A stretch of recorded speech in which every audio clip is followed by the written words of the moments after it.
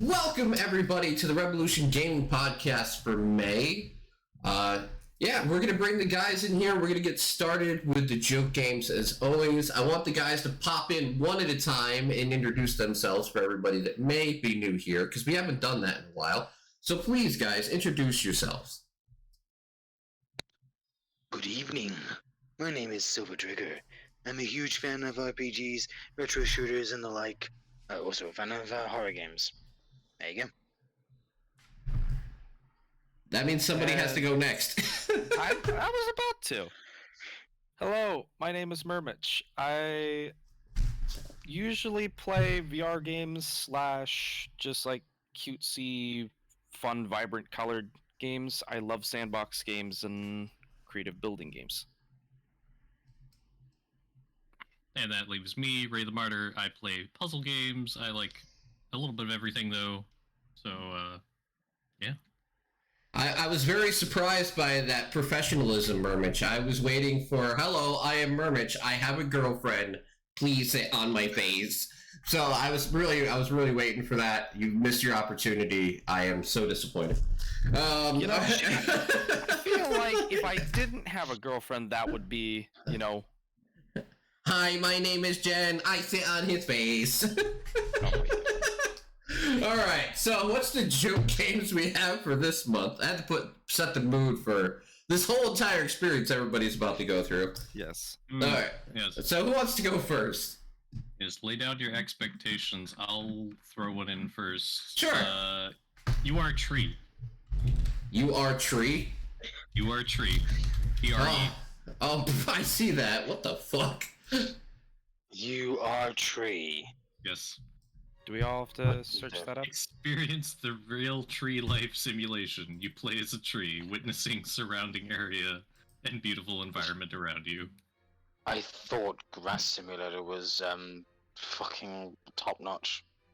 It is. Tree is misspelled, by the way. That's the point. I think. I mean, listen. Mermich, didn't you have like a game where you played as a tree at one point? Isn't that You Are a Tree? Or was it just my French thingy kicking in there? How you're supposed to pronounce it, but Yeah, I have. It looks like it's right there. That's the game. My gosh. I mean, that is a game. Yep. That is the gamiest game that has ever gamed. Yes, this is the game of all time. Yes. Sure. That is. Why not? Listen, guys. It's only going to get better. It's going into early access. I mean, you'll start as a sapling and go from there. I imagine there's going to be massive RPG elements. Yeah, it's a 100-year long game. You have to play in real time. Yeah, we have Listen, this is from former Destiny developers. We have 100-year plan for this game. There's going to be tree raids. It's going to be amazing. That's not very many raids. Yeah, and then you got to level up. Increase your power by the power of the sun. Yeah, see, Against invasive species. So, the biggest thing I'm looking forward to with this is the last tree simulator game that was in the joke games. You could put a tie on your game. So if you can't put a tie on this, it will not match up with that. Oh man, that's your standards, guys. That is high expectations to live up to, I must admit. But we will hope for the best. Murmich will be reviewing this game. I'm not the freaking intern anymore. You can't make me do that. I know, we need to find a new intern. Anybody out there who wants to be the new intern and review all the shitty games that we find, put your applications in. It's to know you fucking can't at goaway.com. You were gonna make that site, by the way. So I'd be amused as hell if you do. Okay. What's the next game somebody's got? Yeah. I've got my joke game, Indoor Kickball. That could be good though. I don't think playing kickball indoors is a very good idea. Oh wow, this reminds me of me and all of my friends when I was a kid. With a freaking ball. Oh, this is a childhood right here. This is childhood, man. be in your room playing football, kickball for no reason, you know? Indoors. Yeah, you know. Man, you kids are fucking reckless. We didn't have the internet, so we had to. Neither did I. But still, indoors though? I mean, sure, I guess it's spacious enough. And it's technically in the garage, so I guess that's alright. You can get away with a lot of things in your garage. Yeah. Exactly. All right. Imagine playing that in your living room and you smash your mother's favorite vase. That was the perviest thing I've ever heard Murmich say. All right. Alright. All right. You got one, Silver? I have one for Silver. He doesn't have one. Yeah, I don't have one, sadly. Okay, you can. This one's specifically for Mario. It's Tuk Tuk Race. Oh my gosh, I suck. Tuk Tuk? Tuk Tuk Race. No, Yeah. it's TUK. Oh, okay. Oh yeah, it reminds me of the Tuk Shop that we used to have when I was a wee lad. Tuk Tuk Race and Tuk Tuk Extreme Simulator and Fly Fly Tuk Tuk. Is $200 for Fly Fly Tuk Tuk? Holy fuck! What the hell? We gotta check that afterwards. Yes. What the heck? This looks like a Mario game, doesn't it? Yes, it does. And the music. Oh yeah. Tuk vehicles. I mean, it looks. They're supposed to be Turkish. It looks exhilarating, especially since they couldn't even bother to put someone behind the wheel. So Yes. Vroom, vroom, vroom, mother trucker. they should have made this a VR game. At least then, you know. You can Boy. you can excuse the fact there was no one in the vehicle driving. But if you're in the vehicle and you're actually driving, wouldn't that, like, you know, be a point of motion sickness for some people? Probably. I'm actually driving without driving. Yeah, without playing Grid, just very slow. Grid VR. Excuse me. Yeah. But slow and no tipsy toes. Okay, now out of curiosity, Fly Tuk Tuk is $199.99. What is this all Yeah, about? I really want to know. It came out last year in August. TT Studios. Actually paid for this. It's got 19 positive reviews. Oh, you People idiots. bought this, reviewed it, and probably returned it. Have you ever thought about what it likes to see a Tuk Tuk flying? No, I haven't. Especially not for $200. Yeah, No. that is. Right. It's got nitrous. Oh my You know, gosh. you could easily mod this into a GTA or I something. was gonna say, I'm Yeah. sure it'd be easy to Very do in easily. other games. That is insane. very The easily. fact that Even a Gmod. the fact that somebody bought that is insane. Yeah, Okay. assuming they didn't get free review copies, they might have just. Okay, so Scroll down to find out. I was hungry one day and I found this game, That Potato Game, which is free to play. Yeah. Free to play, That makes baby. sense. Made by Spud Studios, which is, you know, Fitting. yeah, explore life. Oh, so you.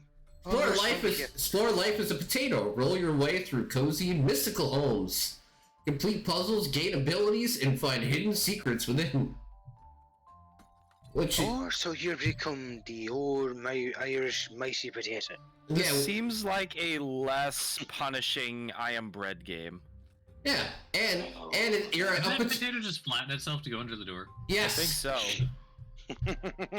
You're a potato with googly eyes glued to it. It's great. It's great. 10 out of 10. Can't wait for the review. Well, it's free, but I'm not reviewing it. You know, that's it. This weekend when I'm streaming on Sunday, I'm gonna throw this into the mix to throw people off and be like, yeah, the highly anticipated potato game. Oh my We're word, like, is that a wait, boss what? fight? I think it you're right. is. They Yeah. have boss fights. Yeah, and you can get powers. This looks surprisingly, like, better than it probably deserves to, I but know. That's it. I'm playing it on Sunday. It's gonna be on the stream. It's free. What do I have to lose? Oh my Except gosh. for your sanity. I was gonna say I lost that a long time ago. Never mind then. Playing this game, you must keep an Irish accent as you play. Just this game. Oi, Just laddie! this one game. You must force yourself to do an Irish accent. Or Scottish, since you're half Scottish. We're playing Taters tonight. Yeah, taters. We're gonna. I like Gonna the. keep worrying about that potato. I like Tater them mashed. game. I like them mashed. I like them ground. I like them fried. I like all taters. One of them are bloody good lad. Oh God. Don't eat them though. You're gonna be in deep shite. All right. So when it comes to reviews, we're gonna make Murmich go first. Because I'm at the top of the list. Sure. Why not? All right. So the first game that I got to play of my 5, of which will probably be 4 because I'm going to be sharing it with Ray, is What the Golf. Ah, yes. I'd say it was a very entertaining watch. Oh, it is a hilarious game. Like, as you can tell, it's had quite a few people playing it. This is by far like if you haven't played this, you need to play it. It is just, they've taken so many like different elements from different video games, but then made it in this just goofy golf game where you aren't just putting a ball, you putt trees, you putt cars. There's so many references too. Like you might have seen, there's a super hot reference there. Yes. And, I've seen Rocket League so far. Was it Kimari? Yeah. Yeah. Katamari, yeah. Yeah, Katamari. There you go. Chair sumo. I mean, this looks perfect. I missed that one before. This is actually perfect. Literally, it's great. Oh, and it has yeah. level editor. Yes, it does. It does have a level editor, so you can create your own. I hate golf. Oh my God, they put Glab in the game. Copyright. But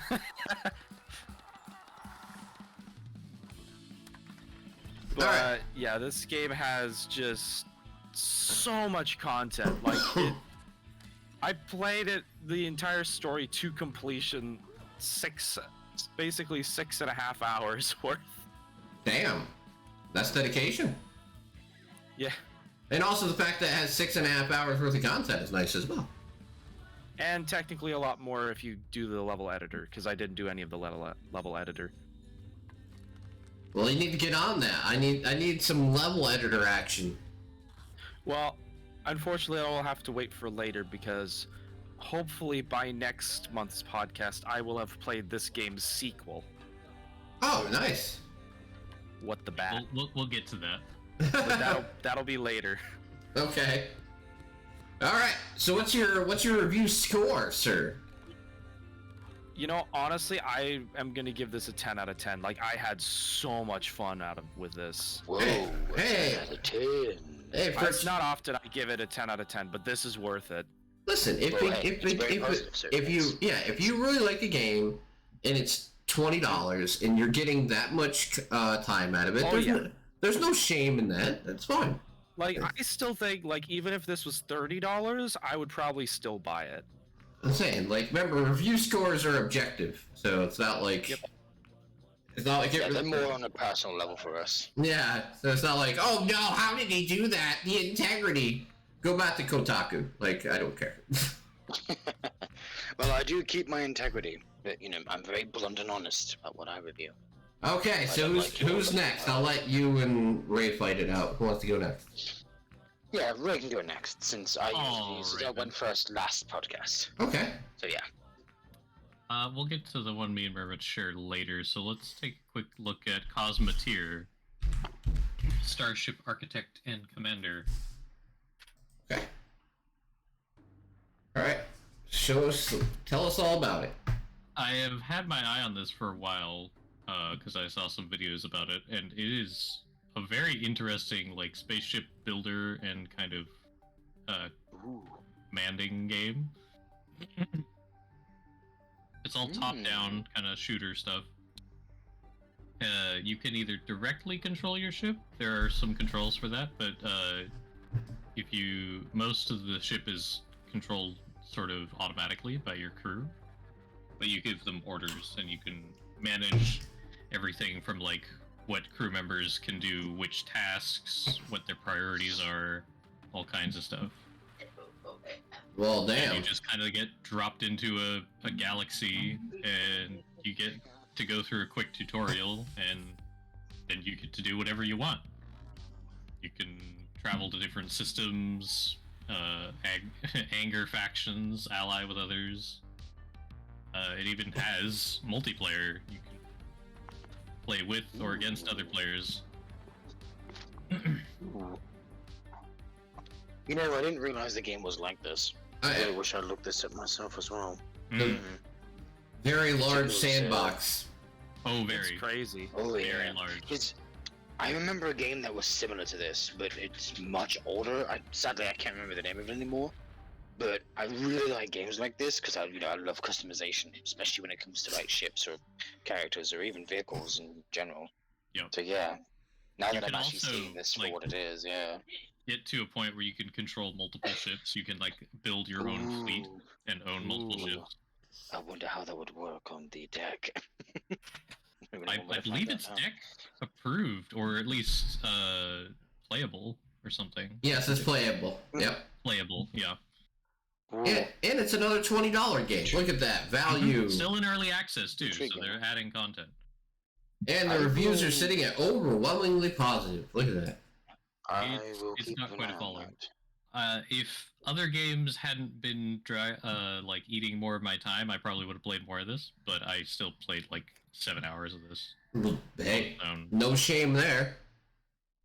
So it's good. This is definitely worth a look if you like this kind of game, where you have friends that you can jump in with. I think it's probably a lot of fun in co-op. Nice. All right. Score? Yeah, I was gonna say it's good. Yeah. All right. Silver. What do you got? Supplies. We'll go that one first. I've never heard of this game. What is it? Well, glad you asked. Apparently, according to the developer, it is. Imagine if Doom had a sister. Or Doom Guy had a sister, basically. And there you go. Supplies. It's a first-person retro shooter, because of course, you know me, love myself a good old-fashioned retro shooter. Now, I will say, there's one major thing that I'm not a huge fan of, and that's where it tells you where to go or what to do. It's not very clear. You actually have to utilize the order map very often, because unlike some games that have a similar style, there's no objectives not telling you what to do or where to go. So you have to use these consoles that provide you basically text information from an AI called Charon, or Charon, either way. You can figure out how you wish to pronounce that. Yeah. But other than that, gunplay works well enough. Some of the weapons can be a little bit weak, but I haven't found them all yet. But I will say that there's some really interesting enemy design in the game. They can hit real hard though, so you just gotta make sure you know how to maneuver the battlefield, as with every retro shooter, really. I will say that at least so far, the levels are huge, and you can't go back and forth between them though, sadly. So it's not a very open area much like that. But it's just a typical level based as Doom would be. But the levels are really big rather than small. And of course, it's the whole keycard BPS. Gotta go for that again, huh?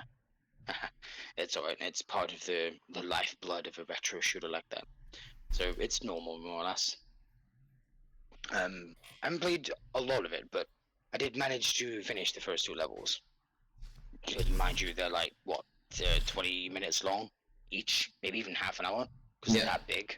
Honestly, that's as far as I made it in the game as well. The game's not finished yet, though, so can't really rate it very high. I guess 7 would be as high as you would go, but yeah, I suppose I would give it a 7. From what I've played so far. Definitely will be playing more of it, and I would of course have to wait for it to be finished in order to finish it.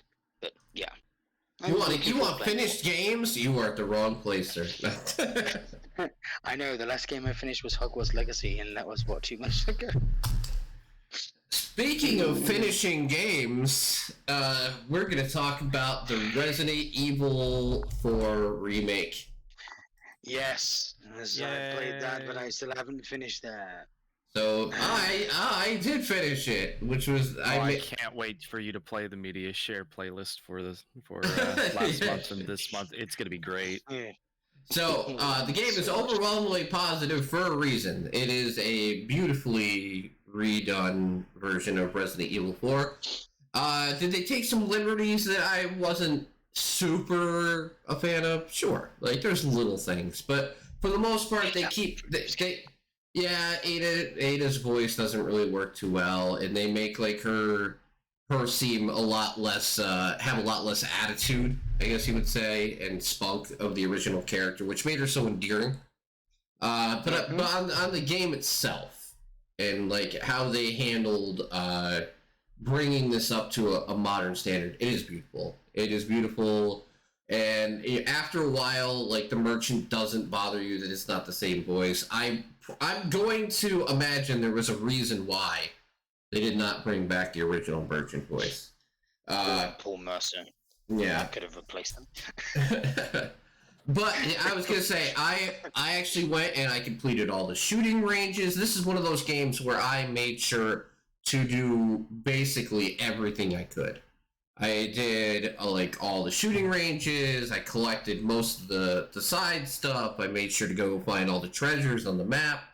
I made sure to, get every weapon, get every unlock.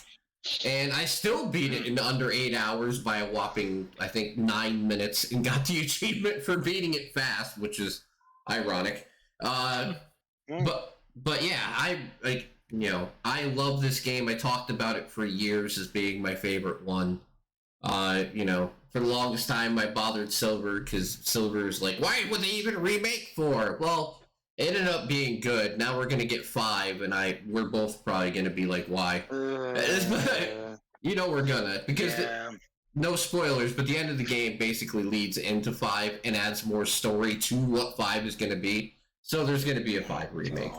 But I'm not looking forward to, but I would say though they took a game that was already my favorite and they brought it up to the modern times, and besides a couple small nitpicks here and there, they did a absolutely amazing job. The port was amazing. Like, there was not a single issue that I had with this game on a technical level. Use it again. Yeah, so except when they decided to add pay to win. After I finished the game. Yeah. they added that after I finished it. I know, but I haven't finished it, and I'm like, what the hell?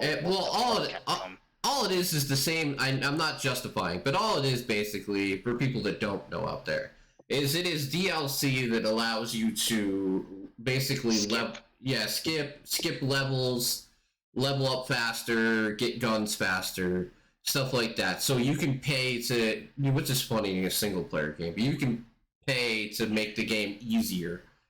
If you're downright egregious though. Yeah, can I say at that point, if you're that worried about difficulty, you're better off just using the cheat engine than paying them money. If you're not on PC, then just play on easy. Yeah, I was gonna say easy difficulty. I'm pretty sure. There is. Yeah, basic. Yeah, from like the other two. But yeah, it's a 9 out of 10 for me. The only thing that keeps it from being a 10 out of 10 is one, the unnecessary DLC, which I found to be dumb. Some of the extra decisions they made that weren't necessary. Like I think the changes to Ashley, on the other hand, were great. The changes to Ada, though, and how she fits in the story and some of that stuff, I'm interested to see how they're going to handle Ada's story in separate ways. Right. But I'm curious. But like, all that aside, it's still an amazing game. If you can get it, make sure to get it and play it. It's still my favorite Resident Evil game, even though Village is actually pretty damn high up there for me as well. I like that. Because I like that type of Resident Evil. Even though I've played 2 now, I've played 3. I played 4. I played 5 with Silver. I played 6 with Ray. I played through almost the whole series now. I just like this type of game. It's enough of like the horror elements of the old school stuff and the action of the new stuff that it works for me as a fan. But yeah, I really liked it. Make sure to go get it. It definitely is worth your money. All right, back to you, Murmich. Agreed. All right.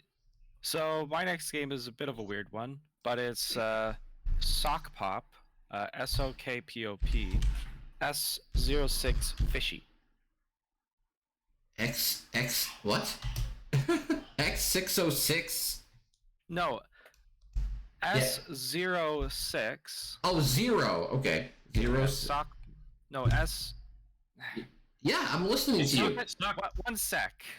Sock Pop was the first Okay. part of the title, and then the subtitle was S06. I'm surprised that didn't. Send it to you. I was surprised that didn't pop up when I typed in it's S06. There we go. Oh, it's Fishy. Yeah. Oh, okay.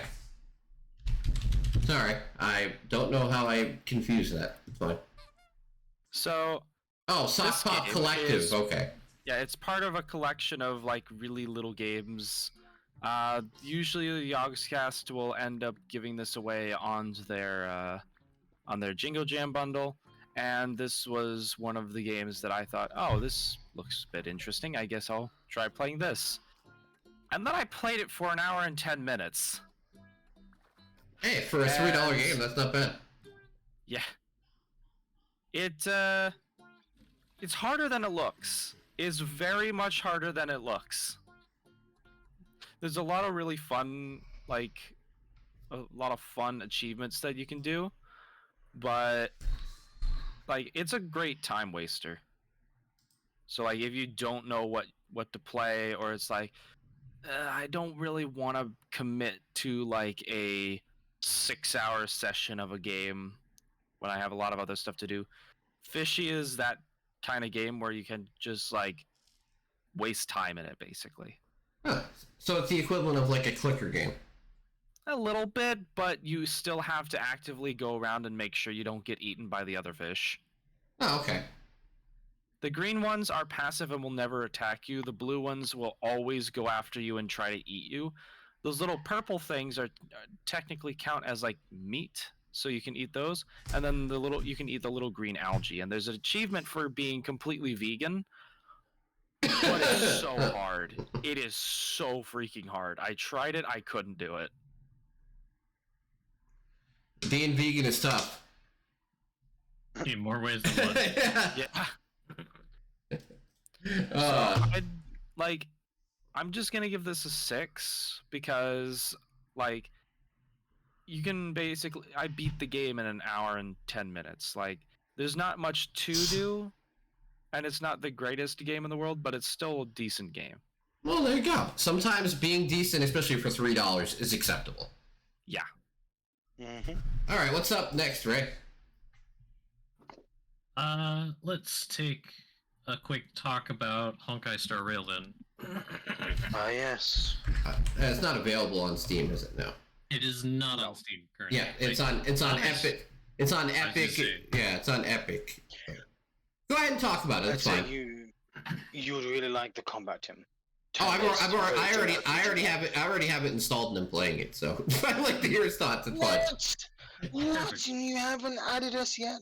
How dare you? It's a Maybe single player maybe game. he's- Maybe he's not done with the tutorial I know. yet. It does still have friends lists, but yeah, Yes. it is single player, which is new-ish from a MiHoYo game, because this is from the same creators of Genshin Impact and Honkai Impact. They're surprise. Oh yeah, me and Jess Yeah. both have it installed. Just to let you know, Silver. I know. And, Very inform me. I Sorry, have Ray, been go on. having quite a bit of fun with it so far. I don't know if it's the new game,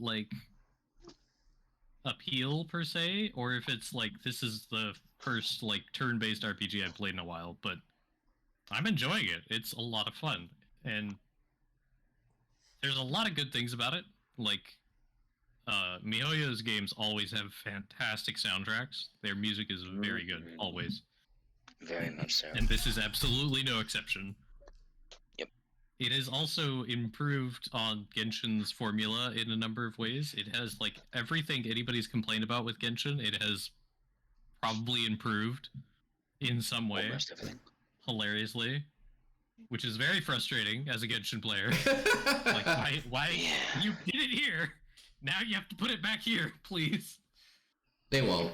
Now, if possible. Probably not, No, but we'll see. I was discussing that with Ray, and I said, nah, they won't. I'm sure their MiHoYo's big enough now. They have completely separate dev teams working on things in some situations. So Sure sounds like it it. might just be that the new dev team for this game is actually paying attention to the other games. Yeah, I mean, wait till Genshin Impact 2 Fears of the Kingdom. I mean, Yeah. Yeah, in like 20 years, once Genshin's Yeah. fully content complete and they need a new cash cow, yeah, maybe. I mean, they got a whole new game to milk off of. It'll be great. Yeah, and another one in the pipe. It's Yeah. pretty insane. Mhm. But yeah, it's been a lot of fun. It's still pretty grindy. Like it's a gacha game. It's a free-to-play mobile gacha game. You're not gonna escape that. So don't expect to fly through it at lightning speed. The early part is pretty fast, but you starts to slow down pretty quick. But the combat is fun and flashy. I like it. It is Oh, yes. flashy. One of the things that was different, like with Genshin, when you have lower rarity characters, they aren't as flashy as the higher rarity characters usually. But in this game, since it's entirely turn-based, they have gone to the effort of like giving every character's ultimate ability a unique kind of flashy animation, and that's Yeah. nice. Yeah. It's really nice. Like, it's not just the rare characters that get the nice treatment. Yeah, which Yeah, is even like Dan Heng and Asta. but see It's if a you're flashy. see that kind of makes the gotcha part like less I wouldn't say important, but less like demoralizing, right? Because most of the time, if you get like characters and you're like, oh, what's a low level character? Who cares? Now it's still like it's a new character. I get to see them do something new. How Right. they use it. And that's Yeah. the other beautiful thing is, as a turn-based game, you have more focus on strategy than in real-time action, where it's going to be a lot of more reflexes. So it's a little more accessible. Yeah. People that maybe don't like that. Elements definitely matter. But Because if also, you use the right element on an enemy, it actually does like decrease their break bar very quickly. Yeah. Go but ahead. also with that strategy, they have the opportunity to make it a little more challenging, and you actually have a reason to use certain characters and classes. Like in Genshin, you don't necessarily use healers or tanks as much because all of the hardest content is based on how much DPS you can do. Yeah. So if your tank or healer isn't putting out a significant amount of DPS themselves or facilitating DPS, they're not as valuable usually. But in this game, you're going to need healers. You're going to need tanks. You're going to want supports to buff your damage dealers. Every character, as far as I've seen so far, is viable in a team composition. It's just a matter of working around their strengths and weaknesses, and that's really nice because again, that means even the low rarity characters are useful. It's not just about getting the high rarity ones. And to be completely honest, like since it's this type of battle system, it completely goes one into my wheelhouse already. But two, like I know way more about the strategy of a turn-based RPG game than I do about anything else. Like this was the type of game I grew up playing: Final Fantasy VI, Final Fantasy VII, Final Fantasy X. You know, all those Chrono Trigger, anything like that. So like this game, just seeing the combat immediately, I was like, all right, you know what? No matter what, I'm at least in for the short term because I will find out how deep the system goes. You know what I mean? You'll feel more at home. Yeah. Honkai Star Rail. Yeah, definitely. Definitely.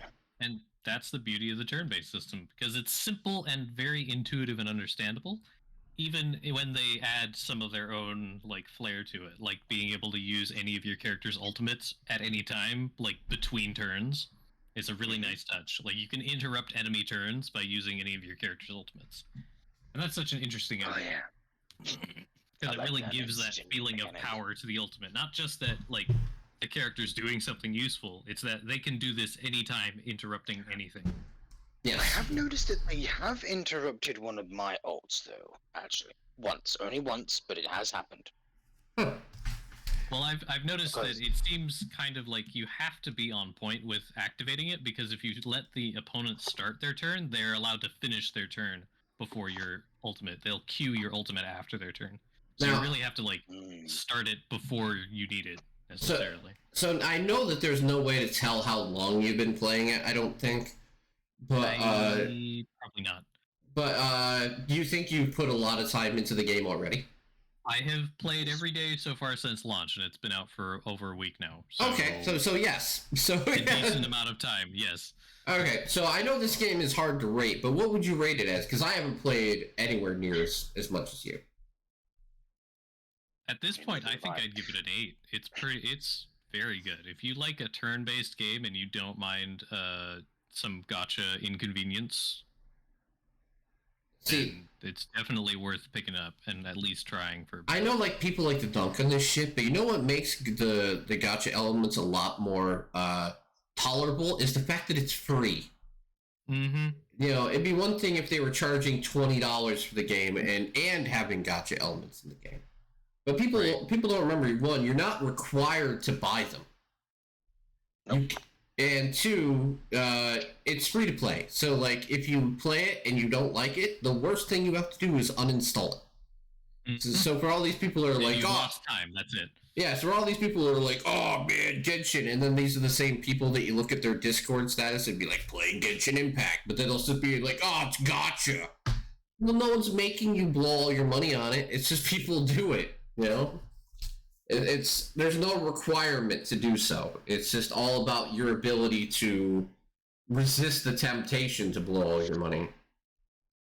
You know, like no one makes you play Madden Ultimate Team and blow, you know, $300 on that, but people do it. But it's not the game's fault. You know, it's not the game's fault. The game didn't hold you at gunpoint and make you do it. You decided to do it. Mhm. So that's how I feel about that. It's like, you know what, play it, try it. If it's for you, that's great. Don't let anybody shame you out of trying some game like that simply because of the fact that it's a gacha game. If it's a good game, it's a good game. You know what I mean? It doesn't matter. Alright, so what's up? I do hope you guys stick with it until you get to the second major boss fight, because, that boss fight is good. I will then. Just because you said so, I will stick with those. It is good. They know. Okay, I will stick with it at least that long. How's that? I give you the guarantee. Alright, so what's up, Silver? Alright, Gloomwood. I've been playing a little bit more of that. And now that it actually has more content from the demo, I can definitely see where the game actually starts. Now that we have the doctor's bag as the inventory system, I was actually surprised at how much ammunition the game was giving me. I was like, why is it loading me on like all these revolver rounds? I'm starting to suspect something. Oh, it has some really creepy horror elements too, which I wasn't expecting. Yeah, I know, despite its name. It feels like it is based in like a dark fantasy 1800s London kind of location, I guess. Where, you know, you have the plague doctor that you play as, and then you have these strange creatures. They're not human, that's for damn sure, considering how resilient they can be and what they're wearing and what they sound like. Ugh. It definitely has its atmosphere on top notch right there, especially that mine cave. Ugh, that was creepy. It was like that's where you get the lantern. I really enjoyed it so far, and I can't wait to get into the actual main city. Oh yes, I want to see where this is gonna go. I can't wait to find all the other weapons as well, aside from the ones that I found. Oh yes, stealth elements work very well too. It's as it says, it's a nice blend of like thief with I don't know what else to compare the blend with, but it has very obvious but appreciative mechanics from the original Thief games. Where you can, you don't have to use violence to solve problems. You could just sneak around and find another way to deal with the situation, and use the environment as a weapon instead, or completely avoid enemies entirely if you're good enough, and if you pay attention to their patrol routes and whatnot. Because you can throw objects and use them as distractions. Because unlike a lot of games, unlike a lot of other games, this game actually has AI that isn't dumb. Oh yeah, the AI definitely has a top-notch detection system. Because you don't even need to be anywhere near them for them to see you. They just need to be looking in your general direction, and you need to be in the light. Because you have a ring on your right thumb that acts as what is known as a light gem from the Thief games, but instead it's a ring. So it tells you it glows when you're like in daylight or you're in strong light. But if you're in the shadows or in the dark, it's completely black or covered. So instead of having an indicator at the top of your UI, it basically uses the ring as an indicator of whether you're in cover or not. Yep, this game is completely hookless. The only way to find out how much health or even your sanity, yes, there is a sanity gauge apparently, is to basically open up your journal, and that's the only way to know. And the environment is interactable, so you can pretty much interact with anything that's not nailed down, including chairs, boxes that you can actually pick up, so long as they're not too big. All sorts of mannerisms and devices. You can open your inventory and drag items in and out of your inventory. Like say if you've got too much in your inventory, you want to just chuck something, just grab it with a mouse and chuck it. There you go. Nice. All right. So how much time have you put into the game so far? I think it was 4 hours.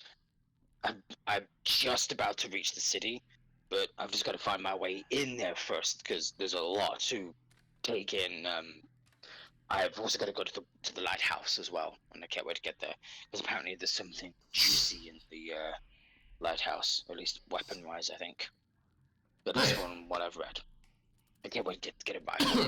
And I can also wait to increase my inventory size because my god, my inventory is always full. Ammunition, man. I don't know why it's giving me so much. It's like it's telling me something that you need to prepare. Prepare for what? You'll find out. It's testing me. I know. Right. All right. What's your score so far, sir? Yeah. Ooh, that's a tough one. Since it's only an access, I can't go higher than 7, but I want to. You can go as high as you want. Remember, we made that rule change. True.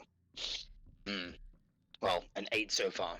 Okay, that's fair. I wanted to go 9 and above. I mean, look, listen, if you're going to say a game is a 10 out of 10 in early access, I'm going to give you the side eye, right? But if you give it an 8 or a 9, if it's really that good, I'm not going to judge you for that. Who cares? If you like it, you like it. I'll say this. If you've never played Thief, but you've always wanted to play in a modern style, this is the game that I highly recommend that you try. Just give it a try. Play the demo for crying out loud. It's there. Just give it a shot. All right. It pretty much has almost everything that this version of the game has, except for the updated UI with the doctor's bag and whatnot. But yeah, definitely give it a shot. Right. This one worth the money so far. Is a game that I bought off itch.io, which is a rarity for me. But it's Neon Echo. It is a 3D side-scrolling action roguelite game, which only the art style is what dragged me in originally, but it's very anime-based and music-based combat. Like, if you do a down attack on beat, it will do a crazy powerful, special move. So you're kind of encouraged to fight by the beat, but if you don't have any rhythm, which a lot of people I've noticed don't, you're not penalized for not having rhythm. But if you do have rhythm, there are some cool extra things you can do. Currently, there is 3 different classes that you can try and play as. One is a boxer style, one is more of a gun style, and one is more swordplay style. And I have enjoyed the hell out of this, because as something I thought would be a little kiddie roguelike game, no.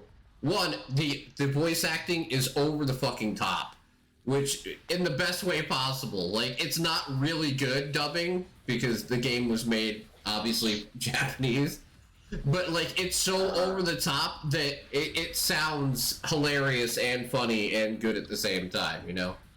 Do you think that might have been done on purpose? That's good. Yes, I think it was done on purpose to be like instead, like they take certain words like mecha and they pronounce them entirely wrong. They're like mecha, mecha. Wow, really? And you know what I've noticed though? Billy is the publisher of this, and I've noticed that like all of the games that have been published by them that have came to Steam, I've enjoyed. Like Soda Crisis was the last one I played. It was a Billy published game, and that was another roguelike that I really loved as well. So they've been hitting them out of the park. If you want to know, it's $15, and I give it a 8 out of 10 for where it stands so far. And it ain't even done yet, but it got released with so much content and so much polish at launch that I have to give it an 8, because like it is really, really good for just coming out. And it was completely off my radar. It wasn't on my games that I mentioned last month at the end of the podcast or anything. I just randomly found this game and fell in love with it instantly. So it slipped through the cracks and I found it anyway. Yeah, we all have one of those, don't we? Yep. So what's up, Mermich? You're next. All right. My next one is Panorama, well, the prologue specifically. Yeah. Trying to steal my thunder since I'm reviewing the game this month. I'm kidding, but go ahead. Well, it's the prologue specifically, which is basically just a demo for the real game. Panorama is a bit like Dorfromantik, but has its own different like way of doing things. Like there's basically the certain challenges that you can do. Some like buff up basically certain tiles around the map. Some of them like placing same tiles close to each other, like kind of like evolve them almost. And there are certain challenges that you can complete that for like different house structures that will place more of a certain tile around itself. The game itself is really fun and is a great time waster. Great. How long did you play the demo? Around 2.5 hours. Nice. See, so I got to spend a decent amount of time with it. Had a lot of fun with it.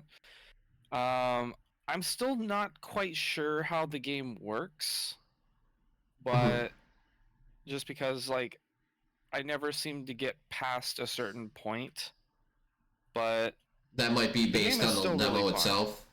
Yeah, I feel like that's on the demo itself. I plan on playing the full game eventually, but yeah. Give a score. I'm gonna give this a 7.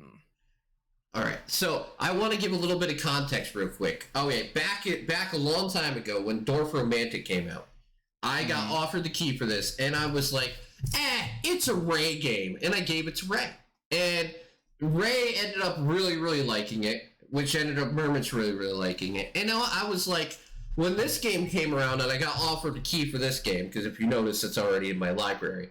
Yes. Yeah, like I already have the full key. And I'm like, I am not giving up this game this time.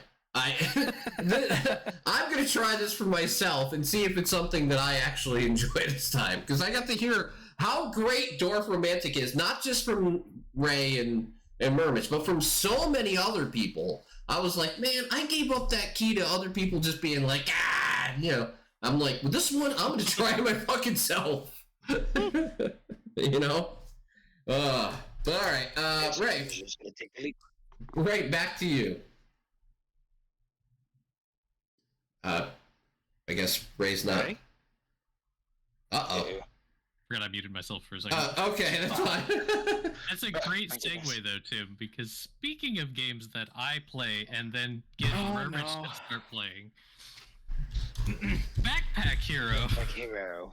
Yep, the game that Ray and I have been playing profusely the past couple. All right, I'm glad to finally I've see some of this. I've already put 90 hours into this game. Holy Fucking shit! Jesus, I've put Ray. 27.1 hours into the To game. be fair, some of that has been AFK time, but Fucking hell. this is a roguelike kind of dungeon crawly kind of game, Technically which my kind of game. you may be familiar with. Yeah. But it has a neat twist of that it is entirely like focused on inventory management. Mm-hmm. That is basically the whole point. Which makes it kind of a puzzle because you have to figure out how to fit everything you have into your limited inventory space and then how to use it to defeat enemies and get to the end of the dungeon. And it can be so complicated to move everything around. Oh my goodness. Like they have a bunch of characters. First I only thought there was one character, but it turns out they have, 6 characters already? And there's like 4 more planned. The first character is pretty simple. The second character basically has a deck of cards like you're playing Slay the Spire. Toad. Yeah, the third character, my favorite, CR8. Crate, is a robot. He doesn't get to use his items like freely. He has like pipes and stuff, and he has to like fire a laser through his backpack, and wherever it passes over, it activates things. Oh, it's so good. It's very complicated, but there can get to a point where you can basically make it so you have infinite energy, so it will never stop being the first turn until everything is dead. You have, it's like Yu-Gi-Oh, you know, no, you don't get a turn. It's just my turn. you just keep attacking until the enemy's dead. I have used my reverse card. So Crate's a little unbalanced right now, but they're... Yeah. The fourth character is what's his name? He's the bird. Crap, what is his name? Bird. No. Satchel? It might be Satchel. It's Satchel. He basically has a unique mechanic called Charm, to where if his charm number that he inflicts on an enemy is greater than the enemy's health, that enemy will instantly become an ally. And if all the enemies become allies, the combat will immediately end, and Get rewarded anyway. You get rewarded with the XP that you would have gotten for defeating them. Alright, I'm watching the trailer real quick again because I saw something during the trailer that kind of blew my mind. And I'm gonna pause it when I get there. So it's got 5 heroes and they're adding more. I heard you guys, there's 4 more. Yeah.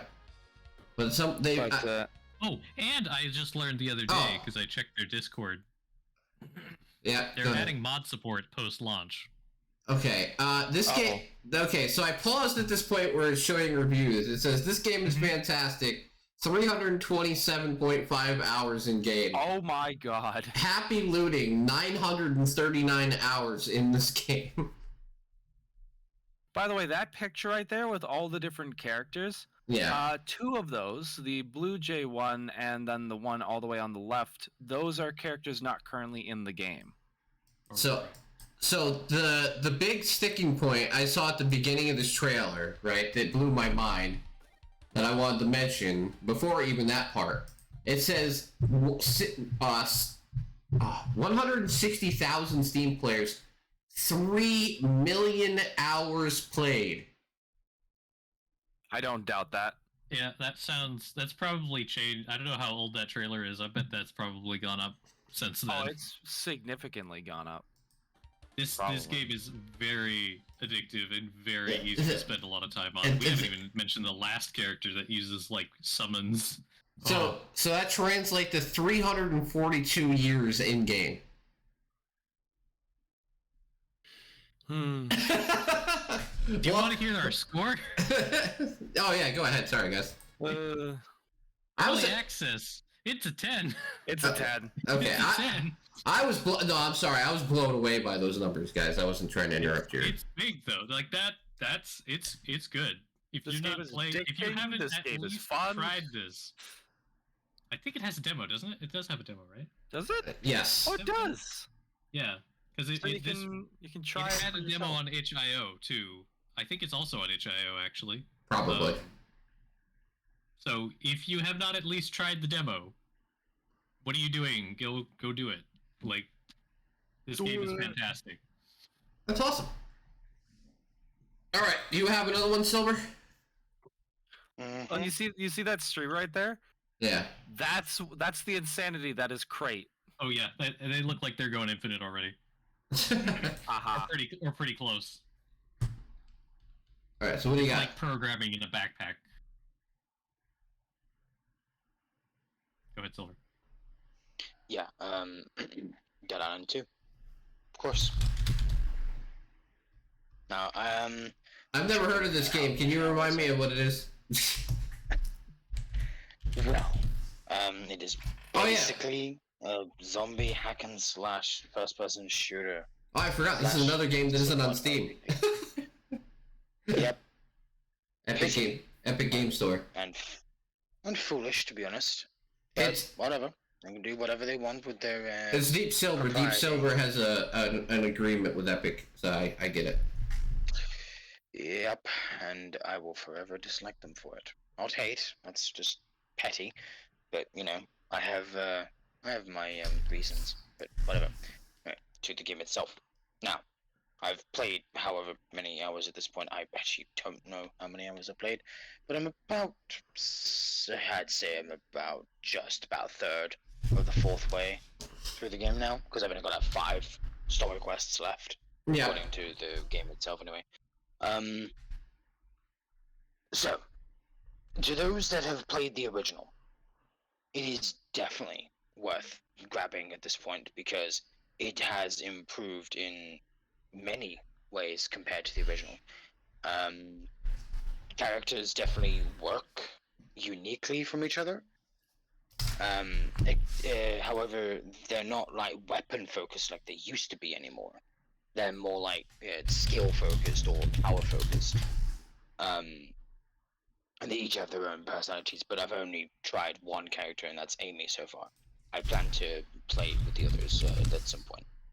I'm gonna try Danny next because she's Irish, so you know, why wouldn't I pick the Irish lass? Lass kicker. There you go. Melee combat, brutal as fuck. The game is so damn gory. You can rip the heads off zombies. You can punch through their skulls if their health is low enough with your bare hands, or even brass knuckles. Brass knuckles were really effective against just capping the knees or limbs of zombies. Even the crushers, it's so damn effective. Of course, bladed weapons, they will always be my favorite. Why would you not want to hack an army of zombies in front of you to pieces? I have not fully explored Fury mode yet, which I probably should not go into detail of because I don't want to spoil anything for Tim. But of course, you already know it's in the game. You've seen the trailers at this point. Yep. It's shown in the game. But I'll just say that it's awesome once you get to it. The levels are wide and pretty big, actually. And you can definitely take a while to explore every inch of the levels. Enemy variety, there are definitely more than the original. Like, though they do have similarities to their original counterparts from the first game. Like the Crushers, they have like this ground pound attack, not like the original Thugs from the original game.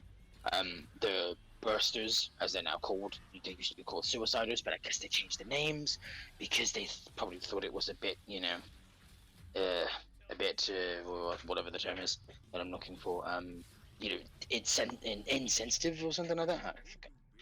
It doesn't matter to me. They work exactly the same way. You can still use them as portable grenades by drop kicking the bursters into a group of zombies and watching them go splat Yes, one of my favorite things in the game.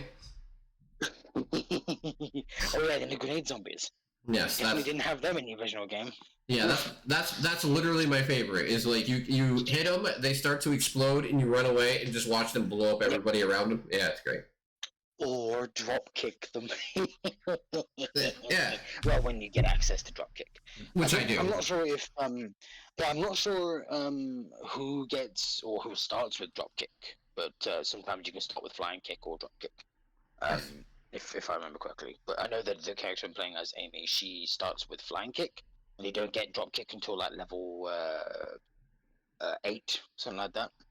It's not too far in because you can level up pretty quickly actually. Now you don't get much XP for killing zombies. What you get XP for is by doing challenges, doing objectives for quests and stuff like that. Inside missions, so on and so forth. Yeah. Yeah, exactly. And I will say that all but one so far have been very entertaining and very fun to go through, especially once you start reaching like the third way point of the game. You will see what I mean, Tim. Oh, you're gonna have a blast if you put time into some of those side quests. Nice. Weapon variety is plenty. There are more weapons in this game than there were in the first game, put it that way. Especially guns. But you don't start getting guns until like level 15, something like that. It's like halfway through the game when you start getting them. It's like, it seems a bit of a stretch, but once you get them, you start getting them like they're candy. Like you are throwing guns at you like you're fucking candy. You never really need to buy anything from the shops either, other than weapon mods, fuses. Always buy fuses when you can, Tim. You need those fuses. They can get you some good shit. Okay. Buy fuses. Utilize those fuses, man. All right. Definitely explore maps. So what's your numerical impression so far? No, it's fine. Sorry, I know. I said I wasn't gonna go on a tangent, but here I am going on a tangent. A 9 out of fucking 10, Tim. Yeah. This is the best Dead Island game so far. Yeah, I would have to agree with that. Even though I put like 120 hours into the original, because I played it through like 3 times or whatever. This blows that one out of the water.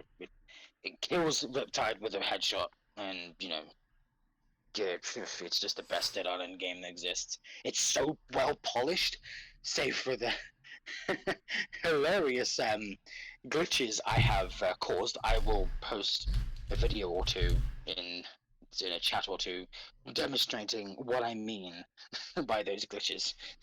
Alright. They're not game breaking, they're just really funny.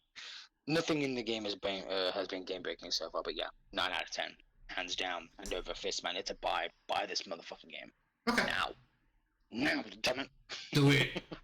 Do it now. Alright, so here's my value pick of the month. If you want a good game at a low price with a good value, Sharkpunk Verminfall, which was the game that chat suggested that I review, because I've been doing a lot of indie streams, and I let them choose at the end of the stream what I review for the next month out of all the games that I play. This game won unanimously. Without question, everybody wanted me to review this, so I did. I put about 7.5, almost 8 hours into the game. I am almost done, but only by luck, I would assume, because the game is a roguelike, so you're going to lose and have to restart and everything, but I managed to, only after a few times, get on a really lucky streak, and I am halfway through the final chapter in the game.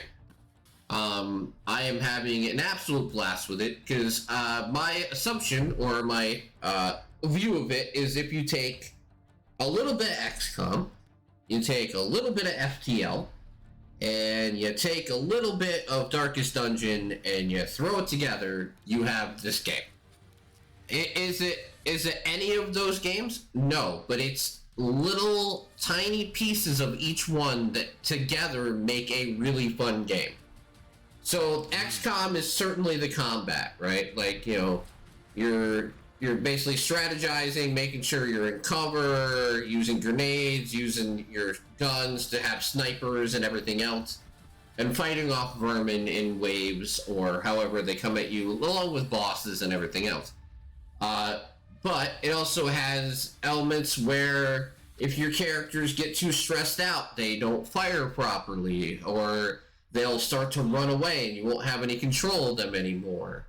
But on the other hand, after you finish a mission, there's an in-between area where your characters can craft things or search wreckage to see if you can find resources. Or if you have certain characters, they have abilities that lower the stress of every other character through pep talks or anything like that. So there's different systems and characters. Like there's a total of 12 characters that you can play as. I've unlocked 7 of them so far. And if you unlock them, they will just pop up randomly during your campaign. If you're already in one and you unlock a character through the main unlock system, they will show up just randomly as somebody you can save as a survivor, and you can just add them to your party, because you can have a total of 4, and you start out with 3. So you can choose whoever you have as a survivor to bring them into your party. I would say that the game has a very impressive amount of polish and thought put into this for a game that they are only charging $12 for. You know, usually a $12 game is not something where you're like, I am blown away by this. But honestly, as somebody who loves XCOM style combat, you know, I played that Warhammer Chaos Demon game and all stuff like that. This is very close to that, and I say on a value standpoint, it exceeds that by, miles. So for me, this is a 9 out of 10, no doubt. And if you want something that is low priced and you can put a ton of time into, because there's even replay value to this up the wazoo, I would highly recommend picking it up. And I am going to finish it because even though my review is done and it's going to be in the can and out there for everybody, I still love the game, and I'm still going to continue to play it and finish it off and probably start another run with completely different characters and try it again. That's how much I'm really enjoying it. Yeah, it's really, really good. Yeah, because Silver won the giveaway for the game. Nice. Hey, and I just need to find some time to put into it. All right. Does anyone else have any more reviews? I still have one last one. Okay. And it's the game that you gave me. Okay. Plantera 2, Golden Acorn. I thought you'd love that game. I thought you'd love it. And the color... Screw you for getting me to play 5.3 hours of this game. I honestly, when I saw this, I saw the vibrant colors and the cute characters, and I was like, Murmish would like it. Like, and when you start off in the game, it's a non-idle clicker game, because there are so many freaking enemies that'll come and either scare your little livestock guys, like the UFO trying to steal your cow, or you'll have rabbits that'll come and start eating all your crops that your little blue guys don't actually go and save. Like they don't whack them. You physically have to go drag your mouse and click on that rabbit to smack it and get it to leave. So here's a question: did you like it? Oh, it's fun. Oh, see, then why are you mad at me for? Because it's a clicker game. And it took me a very long time until I finally got to the point where I could unlock these little dogs that would finally scare away the rabbits. The beehives scare away any of the pests, including UFOs, by the way. So the sight of an angry bee chasing after a UFO who's scared and flying away is hilarious. Even aliens know not to screw with bees. But the game is fun. Again, another time waster. There is a AFK counter basically that you can buy through with coins in the game, where basically if you leave the game, like quit out of the game, it'll basically calculate a certain, like, however much time that you say, okay, I want this amount of AFK time. That's how long your guys will go and collect stuff before they stop collecting it and you come back. The last time I left, I purchased a ton of those upgrades, so it went up to 12 hours. I have not gone back to the game, so I don't know how much stuff I've gotten, but I figure I probably have enough to max out almost everything. I want everybody to listen to him when he said, dang you for making me play a clicker, when he played it long enough to unlock everything. I haven't unlocked everything. No, he played it half the time to unlock everything, and then left it idle for long enough to unlock everything else. No. Yeah, see? So I haven't upgraded everything. I did technically unlock access to everything because it doesn't take that long, honestly. I assume if I log in, I will have reached level 100 and get the achievement for it. So, I've got 38 out of the 40 achievements so far. I'm so proud of you, Murmich. I'm so proud of you. See, one of them is literally Pet T the cat in the credits scene. See, I knew I gave this to the right person. Just like when I gave Dwarf Romantic to Ray. I knew when I gave this game to Murmich to review, I gave it to the right person. And he's mad because I'm right. So what's your mad? Yeah, what's your grade? What's the grade? I want to hear that. I will give it a 7 just because it's a good clicker game. Also, I just booted a game. Apparently, I now have 18.5 million coins and 542 golden acorns. Well then. Wow. There you go. Listen, developers, thank you for the game, because you're going to see this, I know. And see, he loved it. He loved it. There you go. Grumble. He loved it. He begrudgingly loved it. Yes, he begrudgingly loved it. All right, is that the last one, or do you have one more, Ray? No, I'm done. Okay, you're done. All right. Do you have one more, Silver, or no? Nope, I'm good. Okay, I'll cool. review the other games next month. Yeah, I got a ton in the pipeline that I'm reviewing. I just am not ready to talk about them yet. So we did our competition for the games for last month, where we chose what one we thought would be the best. I barely won. I'm not even considering it a big win because it was a technicality that I won by. All the games ended up being good. I just ended up haphazardly ended up winning that by like 200 reviews or something. So we're not going to count that as a big win, but we have the chance this month when we do our games for the next month, and Murmich will be involved, so it'll be even more competition. So I have the list of games that you have on your list. You have to choose one that you think will be the best reviewed game for next month. Okay. But other than that, let's talk about our topic real quick. And by topic real quick, I mean I'm gonna like promote the shit out of my Patreon real quick. Hey, listen, it's what's gonna bring more life and more money to use to improve things. So I have to promote it a little bit. I relaunched my Patreon yesterday. It's gonna be basically my alternative monetary way instead of Twitch subs.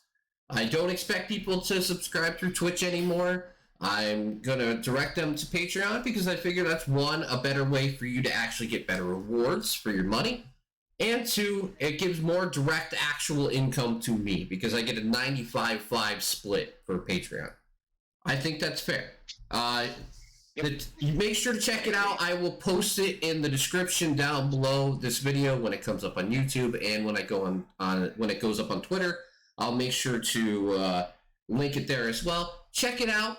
See, there's 4 tiers. One is basically, hey, if you want to be a guest on the podcast, that's the only reason it's a high tier. Other than that, they're just normal tiers that you would have for the same price point you would basically pay on Twitch. Check them out. There's some cool benefits in there, and that's about it for that. So, for our topic for the month is, why are there so many bad PC ports?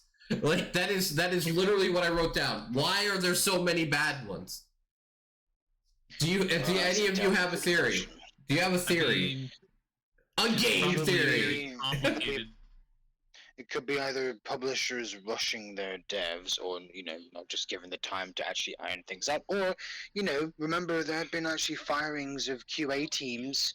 Remember that? Yeah, especially Activision Blizzard and EA firing. Oh, and Microsoft. Let's not leave them out as well.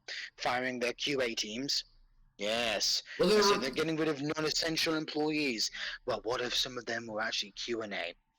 They are fucking essential, you idiots. Well, I mean, they're replacing with AI. We don't know. This is all speculation. God, fucking AI. Let's leave that topic in another bag of onions. Can I actually mention one thing real quick though? I found it crazy. This is a United States thing. Is that the Hollywood writers are doing a strike currently, and the sticking point that created the strike that is going to end all these TV shows is that the negotiations halted on AI because they wanted a provision, like the writers wanted a provision in there that companies wouldn't start having AI do the writing to cut out their jobs. And the companies that's pretty fucked up. And the companies would not agree to this. So that's the sticking point that created the strike in general, is because companies do not want to promise that they're not going to start firing people to hire AI. I mean, God, we already have bad enough writing on TV as it is. Imagine if it was all AI generated. Oh my lord. God. Well, I don't know. In some cases, I think that might be an improvement. In other cases, it would most definitely be worse. I mean, if you want to go see a good bad movie, I guess we could get like an AI written Marvel Avengers movie.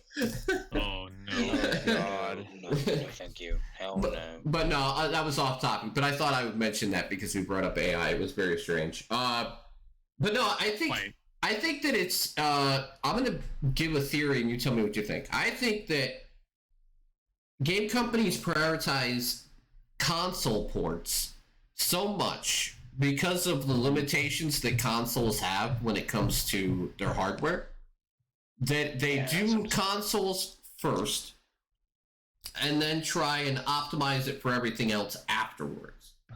So like, considering there are millions of PC combinations and specs, it's really, really difficult to cater to so many because it's so varied.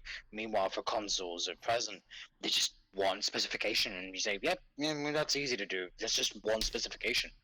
There shouldn't be too much of an issue there." But the thing that is mind blowing to me is that out of all the ports that have been bad, the one port that was really good ended up being one of the games that you wouldn't expect to have a good port, right? Like Dead Island 2 has an amazing port. Right? And they could have released a trash game because everybody would have expected it. Because, the game was in development hell for 13 years. Like, if that came out and the PC port was bad, people wouldn't have batted an eye. But that actually was amazing. But then, like, Jedi Survivor comes out, and it's bad on everything. It doesn't matter if it was PC or not. It was bad on PC, PS5, Xbox, like on PS5 it's running at like 900p at like 35 frames per second. Like that's bad. Like that's zero optimization on anything, and let alone PC. Yeah, I've seen the reviews and I'm like, really? So I mean, you kind of need to have a good frame rate because it requires such high precision, but because of the combat. Yeah, because I was really excited for the game. I was really excited. Go ahead. I was really excited for the title, so I downloaded it. I had it ready, pre-installed, ready to go day one. And then I heard about the port, and I got worried. So, like, in the options menu, it gives you an option to, have an FPS counter up in the corner. So I loaded it up, and the game loads in, and it was at like 50, which is playable. All right, 50 is playable, fine.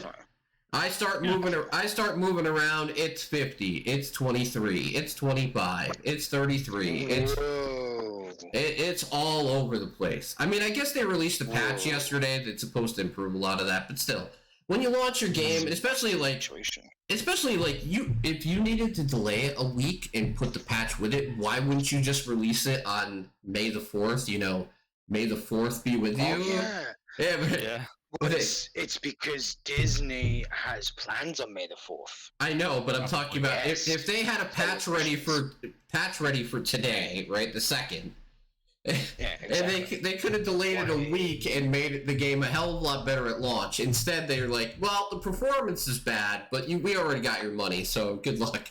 And then there's people out there fucking defending this game to the death, being like, well, it runs bad, but the game's good. Well, I'm not going to enjoy the game if it doesn't run good. Yeah. Exactly. Because, as I just said, the combat needs a good frame rate for precision. You can't block an attack if the frame rate's shit. You can't. You just fucking can't do that. I think that ultimately casual gamers ruin it for everybody else sometimes. And I'm not bashing casual gamers. I think I used to be one myself for years, right?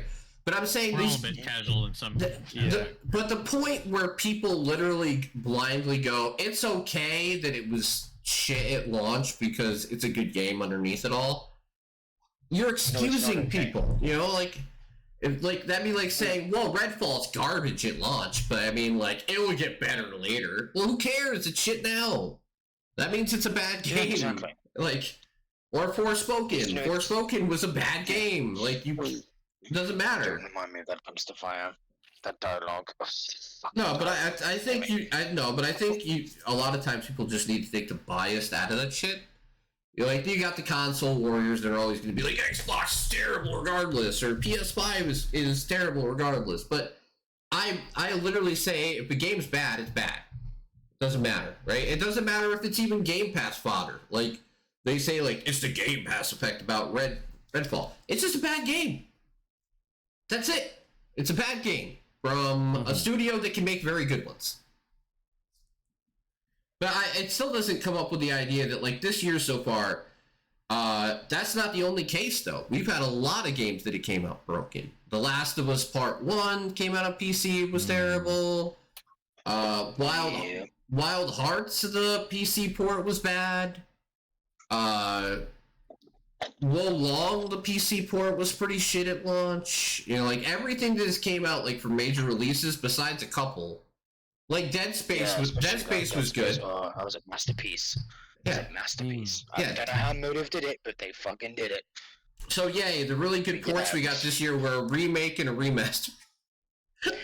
Oh boy. Right? You know what? Now that you put that out there, it's pretty fucked up, isn't it? What's the best games of this year so far? A remake or a remaster? Oh, and a sequel. That was 11 years in the making. And a sequel. and then they wonder why companies don't make original IPs anymore, right? Like, what sells? You know. What sells? Sequels. Sequels, or at least they hope. It's not always the case, though. Yeah. Not always the case. But it's got a better chance, I guess, because you already have an established fan base. But yeah, hey, let's be honest with Dead Space. I mean, with Dead Island, hey, there was an 11-year fucking wait. It's well earned. This release is well earned. But anyway, yeah. Topic. Yeah, but I would say, especially with Ray and Mermits, you guys don't play a lot of AAA games, right? So like, this not really. Yeah, so this like doesn't really affect you so much on the PC port front, because if you're playing indie stuff, it's built for PC. Right? Usually. Yeah, like not 90% of the time. Usually. Yeah. Some have like both console and PC in mind when they do it, and those are usually the best ones. Agreed. The only ones I don't like are the indie games that are for mobile and PC. Oh god. Yeah. Those ones don't usually translate well to console. I mean, unless you're Genshin or Honkai or whatever, but you get my point. Like, especially from mobile to PC. That's one of the other interesting things with when a company makes a game for PC. A lot of PC players still use controller, so usually they kind of have to allow controller support, at least to some degree. So then porting it over to console isn't that hard because they already have like good controller controls. It's Yeah. just a matter of matching it to the hardware, and console hardware is all pretty much the same. Like you have 4 different Xboxes, they're all gonna have pretty much the exact same specs. You get 4 different computers, they could have completely wildly different specifications. Yep. And that's a lot of work to make sure a game functions at least well enough on all 4 of those PCs. And I get that that's hard. But that's kind of the dedication you have to put into it. But yeah, when you release a PC port. I find that to be a good point, though, is that if a game comes out on PC first, well, there's a lot of ones that do, right? And it has a console release later on, the console port later on is usually good 99% of the time. Because you're building off of the PC port and just translating it. The other way around is where it doesn't seem to work, right? When you're trying to take a console port and make it for PC, it doesn't work. But the other way around, it usually works very well most of the time. Because as Silver said, if you're already making it for a wide spectrum of things, tuning that down to one specific set of hardware is easy afterwards. But setting it up for one set of hardware and then trying to make it optimized for, 5,000 setups is hard afterwards. So I kind of feel like every game should have a separate port, like an actual separate development port, if you're going to release on PC and console. That's not the way it's going to work because money, but that's my way of thinking that they should do it from now on.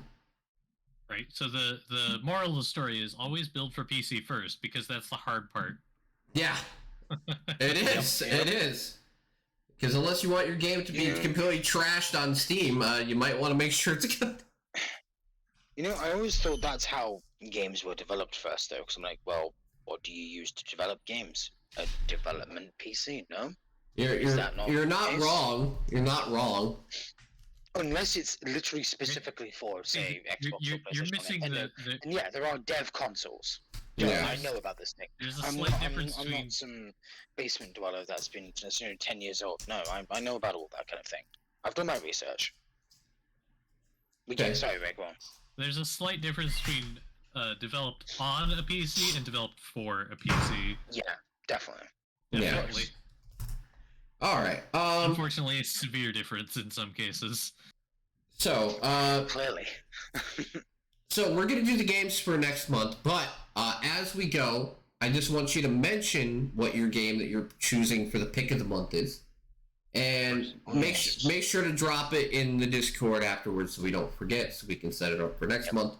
But other than that, I'm probably gonna do the usual where I do like 2. And you guys can do 1, only because my list isn't even that long this month. I just don't want to have to do like 15 of them at the end by myself. Fair enough. All right, so we're gonna start with some really weird shit, which I'm actually excited about though, because me, I'm kind of weird. Is Tape to Tape, which is a hockey roguelite RPG game. What? Yeah, hockey. Yeah. Tape to tape. Huh. Interesting. So you choose your path, hire unique players, and discover synergies between them. Pick abilities, bribe the referees, or visit the Blade Master on your way to restore hockey's former glory. Oh, bribe the referee. Oh no. There's grappling hooks, Ray. Oh no, grappling hooks is a good game. Dang it. Wait. Was that a battlefield that I just saw? Yeah! We have a battlefield as an ice rink. Okay. Isn't that cool shit? Anything goes. Meatballs. Why the hell not? And this game drops tomorrow, everybody. Get your wallets ready, it drops tomorrow. That's wild. That's quite the unique concept. Yeah. See, I'm glad people are still trying all sorts of wacky ideas and see what happens. Yeah, the bribe the ref and they knock down the players. People. Right? Originality is still here, ladies and gentlemen. Just in short supply, unfortunately. But it's still here. So long as it never goes away, we won't be lost for ideas, will we? So you know how you have like What the Golf? This is my version of What the Golf. A weird ass hockey game. Oh my gosh. The guy eating a hot dog off of a hockey stick. It's great.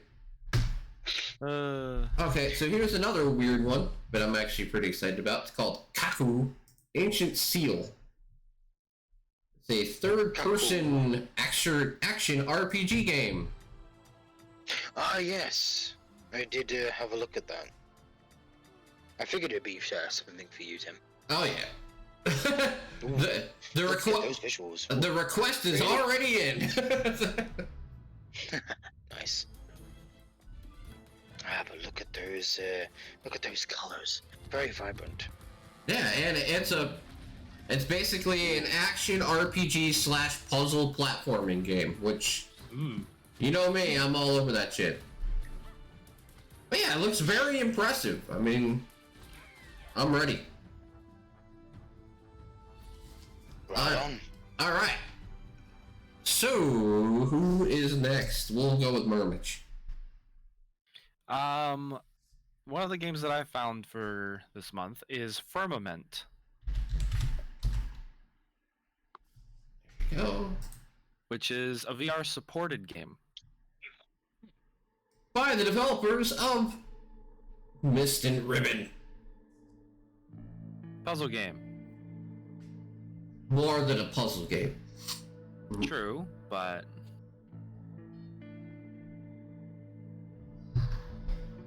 it's pretty cool. You can play this in VR. Yes. Yeah, did anyone, Silver, did you ever try Mist in VR? It was on Game Pass. No. No? No, I sadly did not know. Oh man, that was a missed opportunity. Yeah. I know.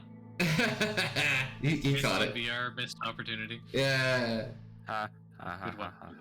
Yes. Silver. But the game looks cool, Yeah, it does. Alright, what's next? right? Let's look at where's my list? Floradomina. Oh, okay, yeah.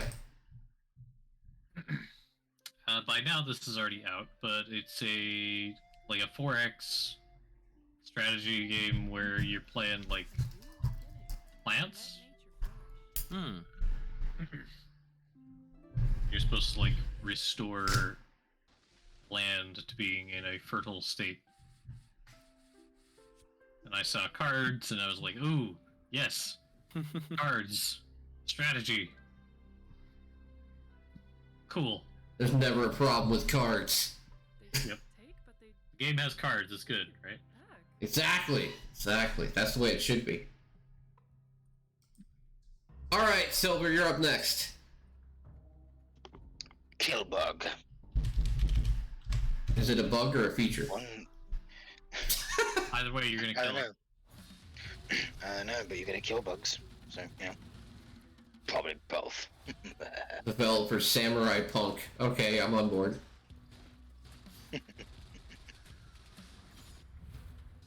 Endless swarms of bugs. Yeah, prepare yourself. If you don't like spiders, don't play this game. Alright, I want to review Murmich. I mean, honestly, it kind of looks like a mix between Doom and EDF. I know, I miss EDF. We're 6. Come on, man. Any day now, right? They'll probably be one of those things where it'll be like, it'll be out tomorrow. At least for console. Over here. We're almost coming into the halfway point. I don't think you're gonna get it until next year on PC. Probably not. That's Sorry, probably guys. fair. Sorry, guys. I think it's going to be August console, December PC. But at least I'll let you know what it's like, because me and my father most likely will definitely pick it up for whatever console it's gonna go out on. Most likely PS5, because, stingy fucking, devs, or publisher, whatever. Bah. Alright. They would make so much money Yeah. if they just, I know. Stick here. Do they not like money? Why not release it on all consoles and PC? You would make more money. Hello. Alright, next is Mia and the Dragon Princess, which is finally coming out. I mentioned this before, I'm only going to go over it quickly. But yes, FMV game, martial arts, got some comedy in there as well. Great, really excited. Wales Interactive is awesome at it. Yeah. That reminds me, Tim, why have you not played Dead of Night yet? Because I've only been streaming... I've only been streaming once a month. I know, but you said you were going to play it last month. You did. I heard you. Yep. Oh. I'm sure But Tim yes. will get to it. Eventually. Yeah, in September when I go back to streaming full time. Oh my gosh. Oh, for fuck's sake. You know what? You just play off stream then, just for me. Okay, that's fine. I can do that. But if you are interested in this game, everybody, there is a demo out. I always like to bring up the games that do have a demo. And the game is only going to be $11.69, so, yeah. Hey, that's reasonable. Yeah. Yeah, that is more than reasonable for a game like that. Yeah, and I like the fact that it's different. It's not just like the same sci-fi, like, whodunit. Like, this is an actual, like, it actually has martial arts and everything else built into it. Seems a little more action-heavy. I like that. So, nice twist on the genre. Big one for me, I see. Darkest Dungeon 2. Yes, I figured you'd mention that one. See, I told you, Ray. Yep. You know, I hope you can name the characters. Because you know what? You could do like a podcast squad run. I love to if they allow you to do it. They should. Yeah, right? I think they come on. did If it's previously, not- didn't they? Well, this game I don't is know, to be honest, it's been a long time since Tim played it last. like this has been in early access on Epic for a year, so it's finally coming out on Steam as a full release title. Which I'm glad they get the funds to help it make it. Yeah. That'll give that much praise to. Dude, I loved the first Darkest Dungeon game so much. It was so much fun. I wish I got it when I had the chance. So I am super excited for the sequel.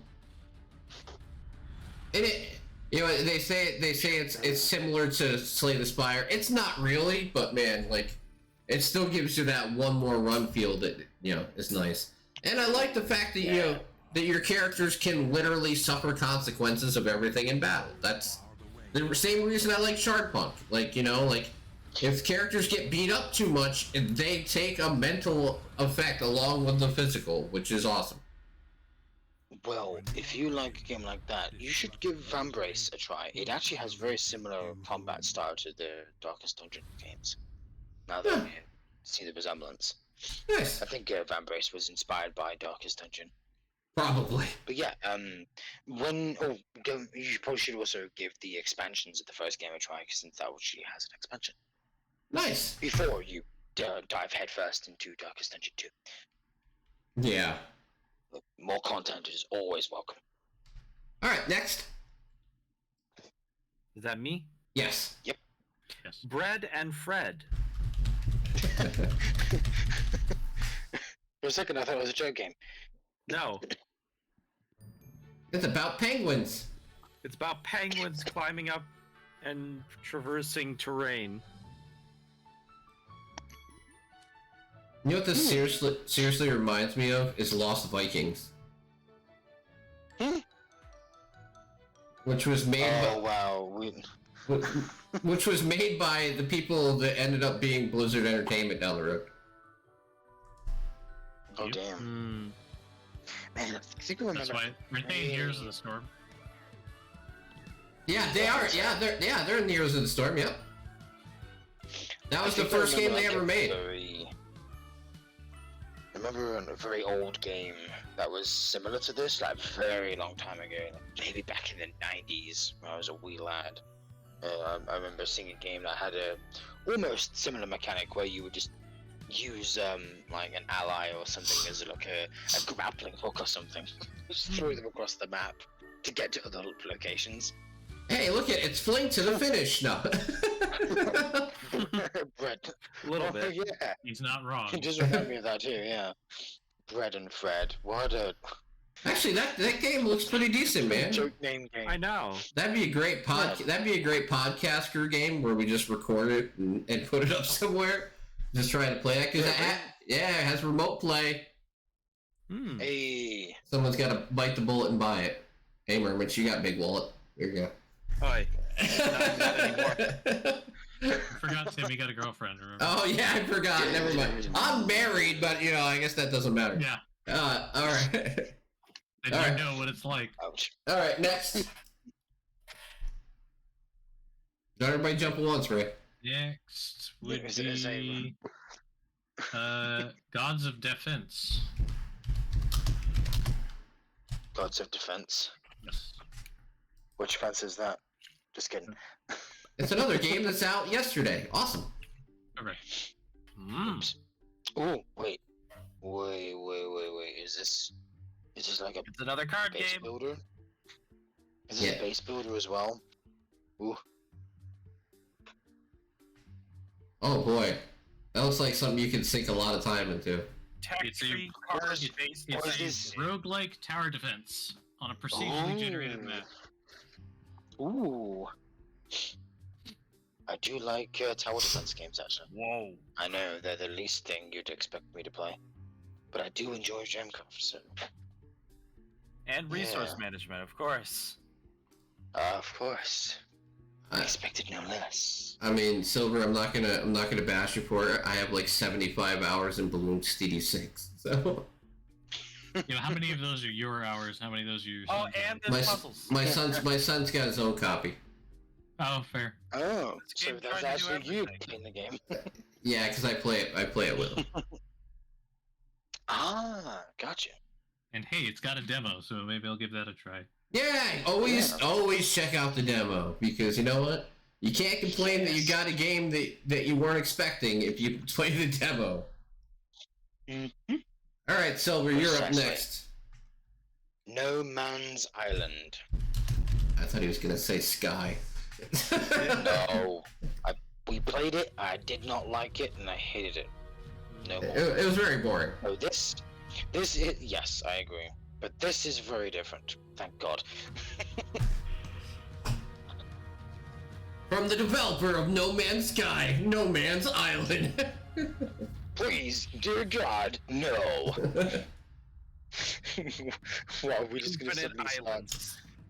We're just suddenly Multiplayer, gonna but you start, won't ever see somebody unless you specifically travel like thousands of miles to another very specific island. Yes. Right.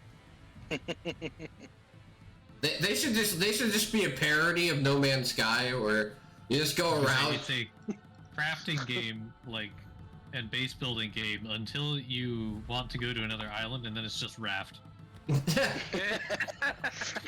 Right. And you have a 1 in 1 million chance of seeing somebody else, and it's in the middle of the ocean. You have to just search for it Yeah. for hours. You can find one person. If there is actually sharks in the game, you might as well pretend it's raft. Hey, let's Or not base building. insult Raft like that. I like Raft. No, no. I didn't mean it in an insultive way. I actually meant it in a, No, I know. I get it. I get it. Like I wasn't being sarcastic. I was actually being serious. I do like the fact that it's like. I mean, this could actually end up being a pretty decent game, really. Yeah. Hey, at least you can rotate the camera. I think it's. I think it's gonna very be. important. I think it's more gonna be based on how deep. How deeply you can actually do customize and do shit. Because if it's just gonna be basics of I built a house. All right, the game's over now. There is a demo. Yeah. So hey, yeah, exactly. I'll give No that a excuse. shot. No excuse. Yep, I'll give that a go, and I'll let you know what it's like. Okay. Plan. Alright, next game on my list is one that I'm only interested in, but I talk about it every year anyway. TT Isle of Man Ride on the Edge 3. It is one of the better motorcycle racing games out there. And instead of racing around a track, you're literally racing through the countryside. And You want to talk about speed, man? I'm glad this thing isn't in VR. You'd probably puke all over the place. I'd probably be scared to death. Yeah, it's actually a pretty damn good, realistic motorcycle racing game. Do I believe that it's $50 worthy? I don't really, but it's one of those things where if you really like motorcycle racing, it's probably the best one you're going to find. Motorcycle racing doesn't really have a big market anymore, like it used to when I was younger. Like you had MX versus ATV and everything else, but like the PlayStation era. So now if you want motorcycle racing games, you're gonna have to go with whatever they offer you. So I would say I'd wait for a sale regardless of how good it is, but like I'm happy they're still making them, I should say. Another one that I'm surprised Silver did not mention is the Outlast trials. Yeah, I have seen some early gameplay footage of that game. I mean, I don't know if I will get into it. It depends, because from what I'm seeing, it may have some semblance of, player versus player manipulation. Basically means another player can fuck up another player's progress, or, you know what I mean. By basically whether if they're trying to escape and another player shows up and they can say, oh, well, I'm going to lead the killer to you, so you die, not me. I guess that's fair in a game like that.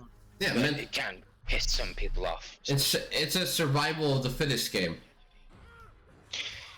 It's probably why I probably won't play it unless I was just playing exclusively with friends. But I'll tell you what, it's definitely got the aesthetic down that it's going for. Yeah.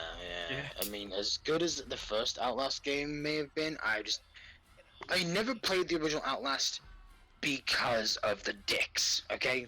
I'm gonna be blunt. I never played it because of the fucking nudity, the unnecessary nudity in the game. That's why I didn't play it. Wasn't there an option to shut that off? Maybe censor, yeah, but... Yeah, I was gonna say... Why would I want to censor a horror game? Come on.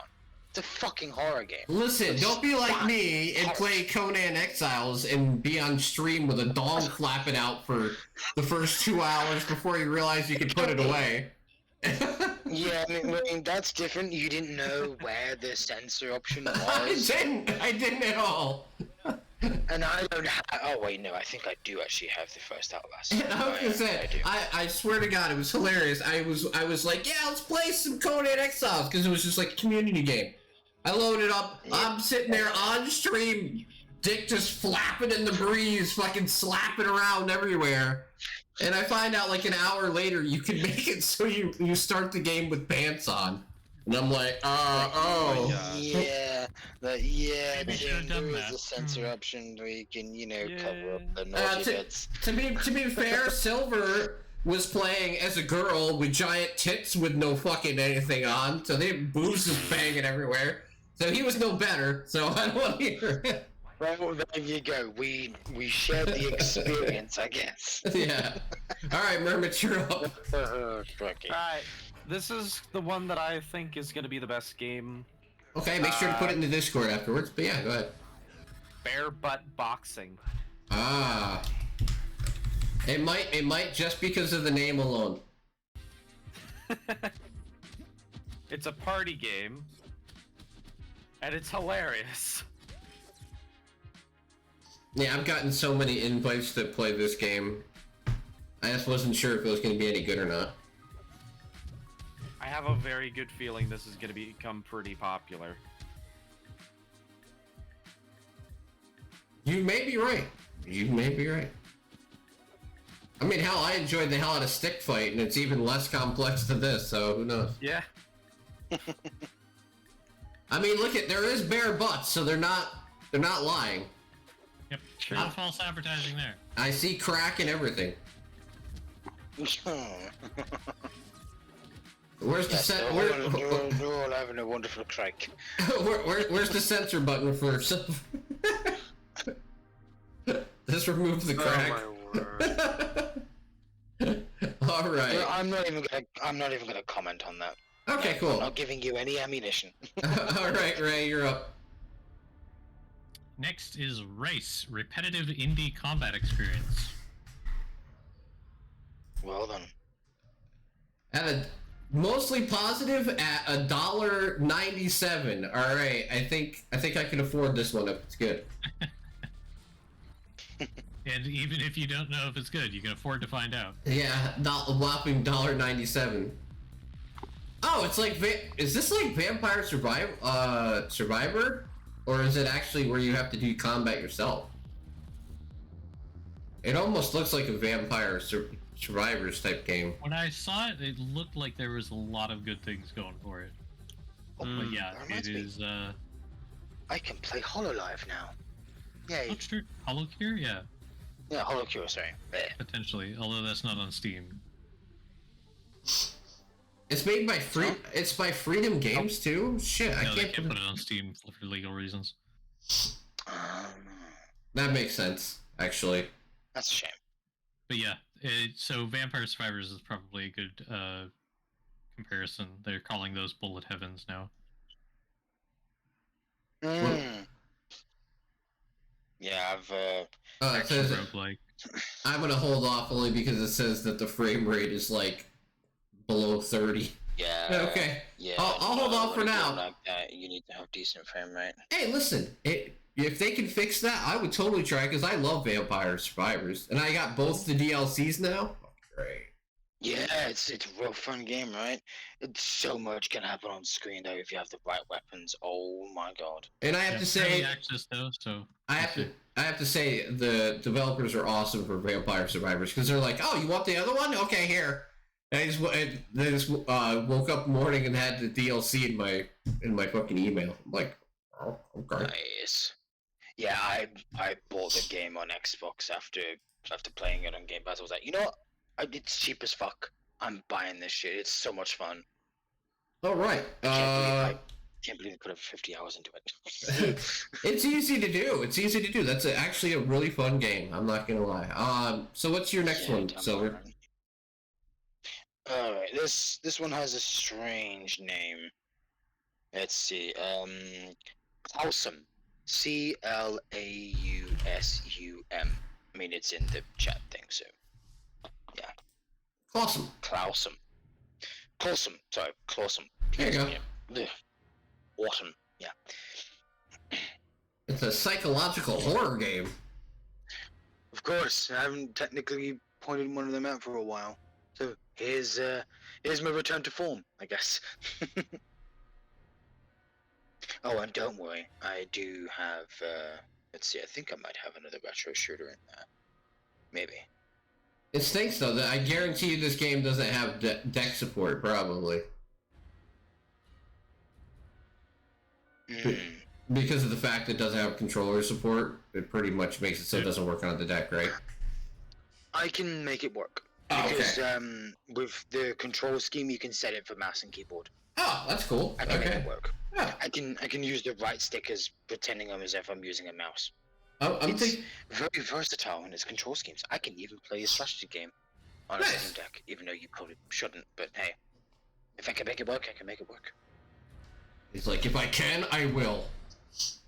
There's a will, there's a way. Okay, and I think this Screw this developer wins the name of the month, Lazy Hamster. Very good name for development studio. Bad? Yeah. Oh, that's great. Okay, here's the one I hope doesn't succeed this month. I'm putting it on the list, but I hope it doesn't succeed because fuck charging that much money for it. Lego 2K Drive. So last month we had a Disney kart game. This month we get a Lego kart game. And I am Well, not. that's No, neat, no. I suppose. And I am not I'm paying sad. $60 for it. No way. I'm sad because I would absolutely love to play this game, but It's $60. Fuck that, as Jim said. All wait right. for a sale. Okay, if I get a review key of this, I will promise right now, for him reviewing the game last month, I will give him the review key for this game so he can play it. Fair? Oh, he's speechless. That's fair. Aw. Yeah, I give everybody Oh my else God, games. He's True. speechless. I think he's gonna cry. He's like, Tim's actually being nice. What's the catch? Probably. Seriously, Merich, no honest reaction to that? No. I mean, I was obviously kidding. I was obviously joking about the whole. If he gives it to Ray, then I feel like I'm probably gonna break and eventually buy it. Well, would Ray even play it? I'm not interested. Yeah, see? There you go. There you go, there's your answer. He's not in. He said it here first, guys. He's not in. Listen, I'm more likely. I've been saving up like extra money for a game. I'm more likely to play the Disney one that came out last month. I'll pay the $30. Play though, right? Well, it's $30 to get into early access. It's free once it comes out. But like for $30, I'm more willing to spend half the price to play that one than I am to spend $60 on this one. That's all. And the special edition is let's see, special edition is $99.99. Oh, you want the awesome edition? $120, please. No, sorry, it's the Awesome Rivals edition. Yeah, Right, the normal version, and then it's the Awesome edition, and then Awesome Rivals edition. I don't know what makes Rivals better than Awesome, but isn't that fucking crazy though? Let's see what's in this bitch. Year one drive. They're planning DLC packs. 4 season passes, season DLC packs within 1 year. In 3 days of early access. Oh boy. So you can play against yourself, because I guarantee people are going to flock to buy this thing. Like, I think it's cool that you can build your own car and everything. I get that, but I feel like the price point is going to price so many people out. I really do. I don't even mean... Like, I'm talking about the game as a game I'm looking forward to and trashing at the same time, because I'm telling you, if it was cheaper, people would love it. But it's just too much money. Oh, yeah. And no Battle Pass thing that they're probably going to end up doing. yeah, they could.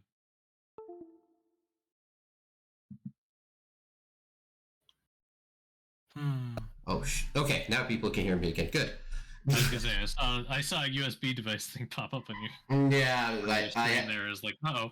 I Are we accidentally losing him? tapped my mic and it shut off. That was great. Okay. So back to what I was talking about. Okay, so my game that I'm picking for the pick of the month, because I don't want to go with a safe pick. I'm going with one I actually believe is gonna be good. It's called Inkbound. It is from the developers of Monster Train, which I really like. Ooh. It's got pedigree. It is a online co-op roguelike from the creators of Monster Train. Play solo or party up to dive into a magical, dangerous book of Athenium Library and fight to save this rich, ever-expanding world. And it's a turn-based tactics game that you can play online co-op with your friends. Ooh, Cool. you had me at roguelite. And I find it looks really good. I played the demo during Next Fest, and I feel like it has enough pedigree because Monster Train was fucking incredible.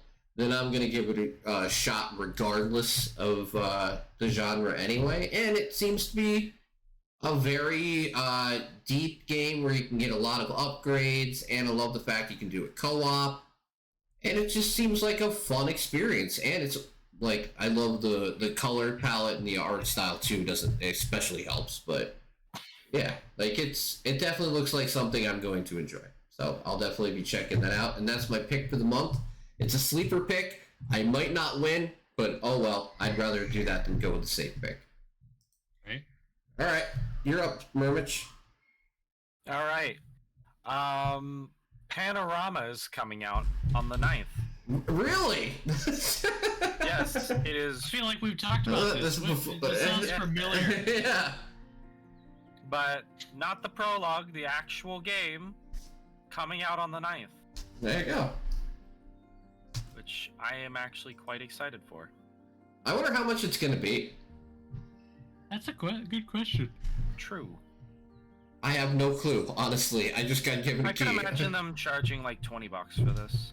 I'm gonna Could go as high as 30. It depends. maybe. All right. Right.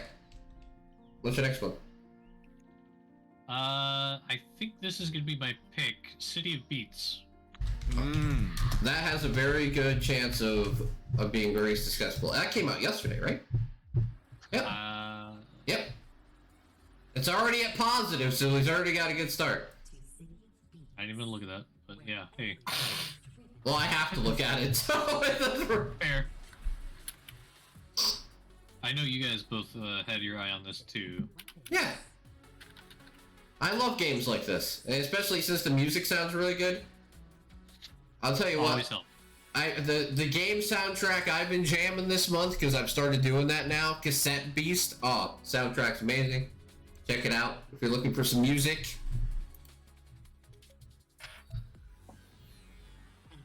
Yeah, I could definitely see this being a really good game. Let's see. Considering both Tim and I also found it.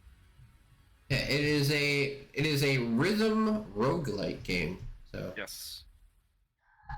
another Freedom Games. Man, Ray sure loves the Freedom Games, I'll tell you. I guess so. I'm gonna put him on the email list for Freedom Games like I am. I get an email about all their games all the time. Alright, Silver. You are next. You are on the clock. Age of Wonders 4. I was waiting for that. I actually got to watch. There's been a couple YouTubers, like more specifically from the Yogscast, who have already gotten early access to this. Very nice. Wow, it released like 5 hours ago, and it's already at mostly positive. That's a good sign. Yeah, It's a good sign. Oh, for fuck's sake, I forgot that it was releasing today. Doesn't matter. It doesn't matter. Wait, it said the 4th of May. Tell me they released it 2 days early? Yep. maybe. Oh. Maybe. Well, okay then. Things change, I Maybe. suppose. Baby. I mean, yes. So, out of all of us, who has actually played an Age of Wonders game before? Me. I have the first 2 games, if I recall. I played Age of Wonders 2. I The only think I Age actually... game- No. Yeah, I have Yep. all 3, yeah. The only Age game I've played is Age of Mythology way back long ago. Yeah, I also have that as well. I decided to say, you know, why not? I love my strategy games. But that one's definitely much older than Age of Wonders. Hey, and thank you for showing me this Steam is still drunk, because they said this is similar to Black Desert, which it is not. Which it is not. No shit. It is not. Just to let you know. According to what I understand of both, pretty sure one is a grand strategy and the other is a MMORPG. Oh yeah, and They're not the same. oh yeah, Murmich, I take your bare butt boxing and I raise Oh, you, no. and I got glitch busters stuck on you.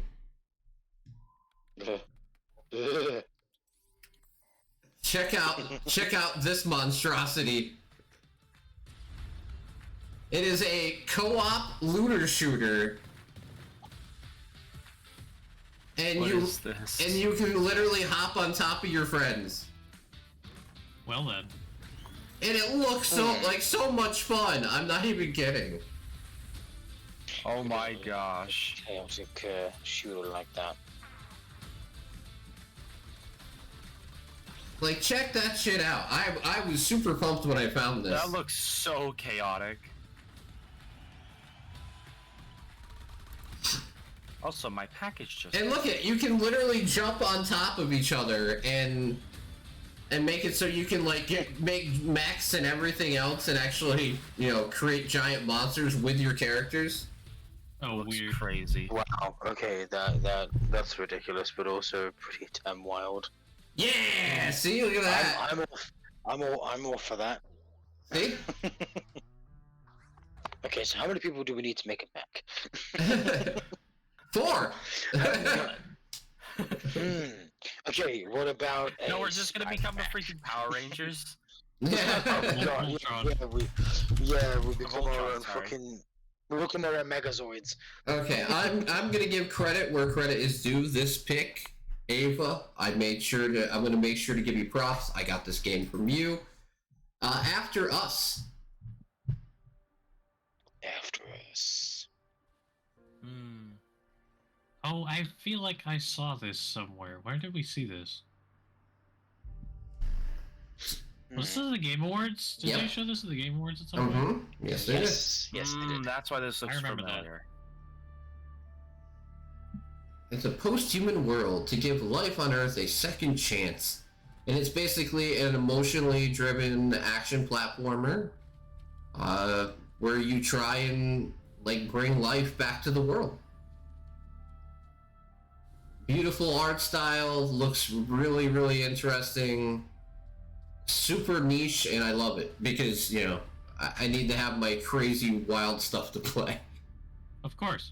And it looks super well done, though, besides all that, right? It does. Especially when you get into the combat stuff, like, the game looks wild.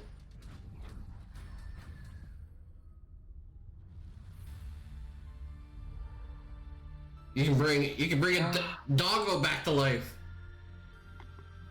My girlfriend would immediately love that game because she loves wiener dogs. Well, there you go. You gotta buy it for her, Murmurs. It's gonna be $60, isn't it? No. If it is, that would be bullshit. I'd say 40. I'm gonna take a bet and say 40. It would I'll be say- good if it was 40. I'll say $35. Yeah. I don't know why. Not. I was gonna say, I don't know if I've ever seen a game for 35 exactly. They usually don't go for in between prices $34.99? like that. Yeah, we'll say $34.99 just to make it look like we're saving money. Well, in pounds, it would technically be 35. Maybe it's gonna be on sale and it'll be around $34. Yeah, it probably will be on sale at launch. They usually do that anyway. All right, so you're up, Murmich. Troll Hunter VR, which is a game that if Silver did have access to his headset, I think he would be quite interested in. Because it's about the, like, kind of like trolls that, that Troll Hunter, like, indie found footage film. It reminds me of that a little bit. But it's like old Scandinavia trolls, like the gigantic kind of like earthy monster. Yeah. I mean, besides the frame rate being all over the place in this trailer, the game itself actually looks good. And this looks terrifying to me. Especially if something is like 5 times your size. Yeah, that is pretty. And charging after you to try and kill you. Yeah. Yeah, that is definitely great horror. This is where I hate being followed though, so. This is Murmich screaming VR. Yeah, see? Yep. Yeah, knocking that. Oh, it's a cannon. I was like, what the hell? Yeah, firework cannon. Whoa, fucking hell. And you're dead. And you're dead. Nom. Nice. All right. Yeah. What's that next? interesting though? Yes, it is. What is next, Ray? Let's take a look at Raimodula, Raimodula.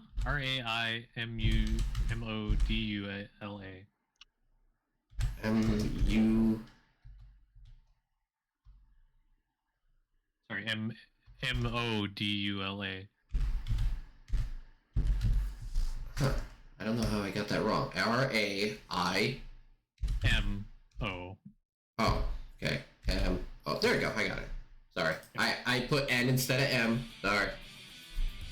Oh, it's a arcade shooter style platforming game. Dynamic arcade platformer.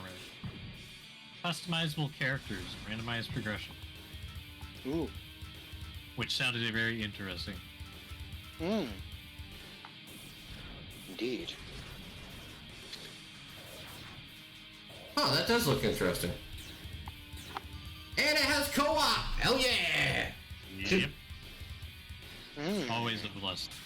Kill things with your friends! Kill things with your friends, but don't kill. Yeah, I was gonna say, but don't kill your friends. Reminds me of, What? That's Halo. reminds me of the good old days without Contra, but just, you know, more modern, more refined. Back, you know, the good Contra, of course. Oh, you don't want the 3D Contra? Yeah. Oh, we need a new. That's a steaming pile of shit. Yeah. Yeah. Alright, Silver, what's your next one? I'm not keeping track how many you guys have left, but I don't have very many. Zoroastra, or one word. Zoroastra. Okay. I've got 3 left. It finally got a release date. I've been following this game for fucking years. Years. And it finally decided to get a fucking release Open date. world, action adventure, puzzle platformer, survival RPG. What a mouthful. Yeah. Very What a ambitious. mouthful. Visuals look Yes, nice. very. Very. As I said, I've been following this for look years. And I so- was not expecting it to just suddenly pop up with a release date. At least for early access anyway. But yeah, it's been a long time. Maybe like 3 or 4 years now, I think. Damn, maybe they should bundle it with Turbo Sloth. Ooh. Wait, That's low. the wait forever bundle is That's a here. low blow. But Tim, this game has never had a release date Oh, fair. until now. Okay. Unlike Turbo Sloth, or is that All right. Timberborn? All right. Turbo Sloth, yeah. Timberborn is actually, you know, in early access and gonna come out. So Everyone knows what they're doing. yeah. Yeah. Turbo Sloth just It's just delayed actually, every yeah. month. You know. Because honestly, I didn't think this game would ever come out. After like the first year had passed, I was like, yeah, you know what? Nothing's happening, so I doubt anything's coming of it. But hey, prove me wrong, game. Prove me wrong. Come out on that day, and you can prove me wrong. Game development be like that sometimes. Yeah, True. true that. My next one is Amnesia: The Bunker. Oh fuck! How could I forget about that? How dare I forget about that? Man, I'm so definitely looking forward to that. Silver slipping, bud. I hope this is gonna be better than their last Amnesia game, because from what I heard, that one was pretty damn rough. Which one It's was like that? they lost the magic. You know, Amnesia 2. For pigs. Oh, okay. No, not that one. The one after No? that one. Oh, Amnesia was 2. there one after that one? Yeah, I Yeah. didn't even know there was one after There's- that one. There's well, if you include the fact that Amnesia had like a side expansion, then technically there's 4 Amnesia games. This is the 5th one. But Damn. if you don't include Justine as an expansion, or just a part of the main game itself, then 3 so far, and then this is the 4th Amnesia game to come out so far. Because you had Amnesia: The Dark Descent, Amnesia Machine for Pigs, then you have Amnesia 2, now you have Amnesia the Bunker. But I've seen the gameplay trailer of this, or at least the trailer itself, and yeah, it has me interested because it's based in World War One, and Yeah. it's based in like the horrors of World War One bunkers or something like that. Yeah. I'm like, yeah, okay. I'm actually quite a fan of historical horror, and yes, that is actually a genre. And just it's very uncommon. a Game Pass Day 1 game. Fuck yeah, There you go. I'll be giving that a shot. That's for sure. Get back into the good old psychological horror where you're fucking defensive.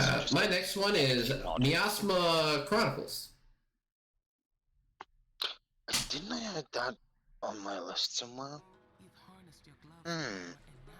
This is from the people that made Mutant Year Zero. That's Yeah, I think we spoke about this last podcast, didn't we? Did we talk No. about this podcast? I know we talked about it at some point, but not. Let me have a look through my list, because I actually keep the list of all the games that we've spoken about. I have definitely heard Silver talk about this at being on the podcast.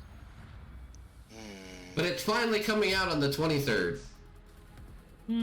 So they've basically taken what they had with Mutant Year Zero and made a more fantasy-driven strategy tactical RPG game out of it.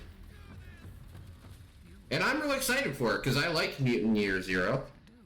Even though it did have its flaws, it wasn't a perfect game by any means. But it definitely was a solid title. I'm excited to see what they do now that they have more funding from 505.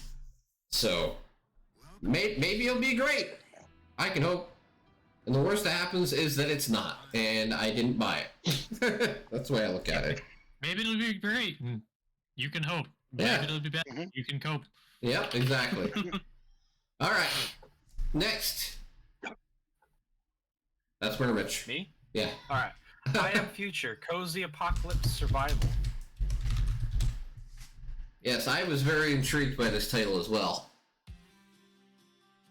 The music at the start of the thing is great. Okay, so this is the you know how I love the video game music stuff, right?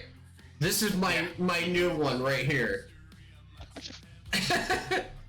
And it's literally a song about everything he does in the trailer.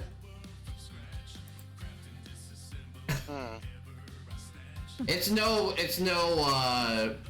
nude retired men's volleyball league, but you know, our card apocalypse. The music.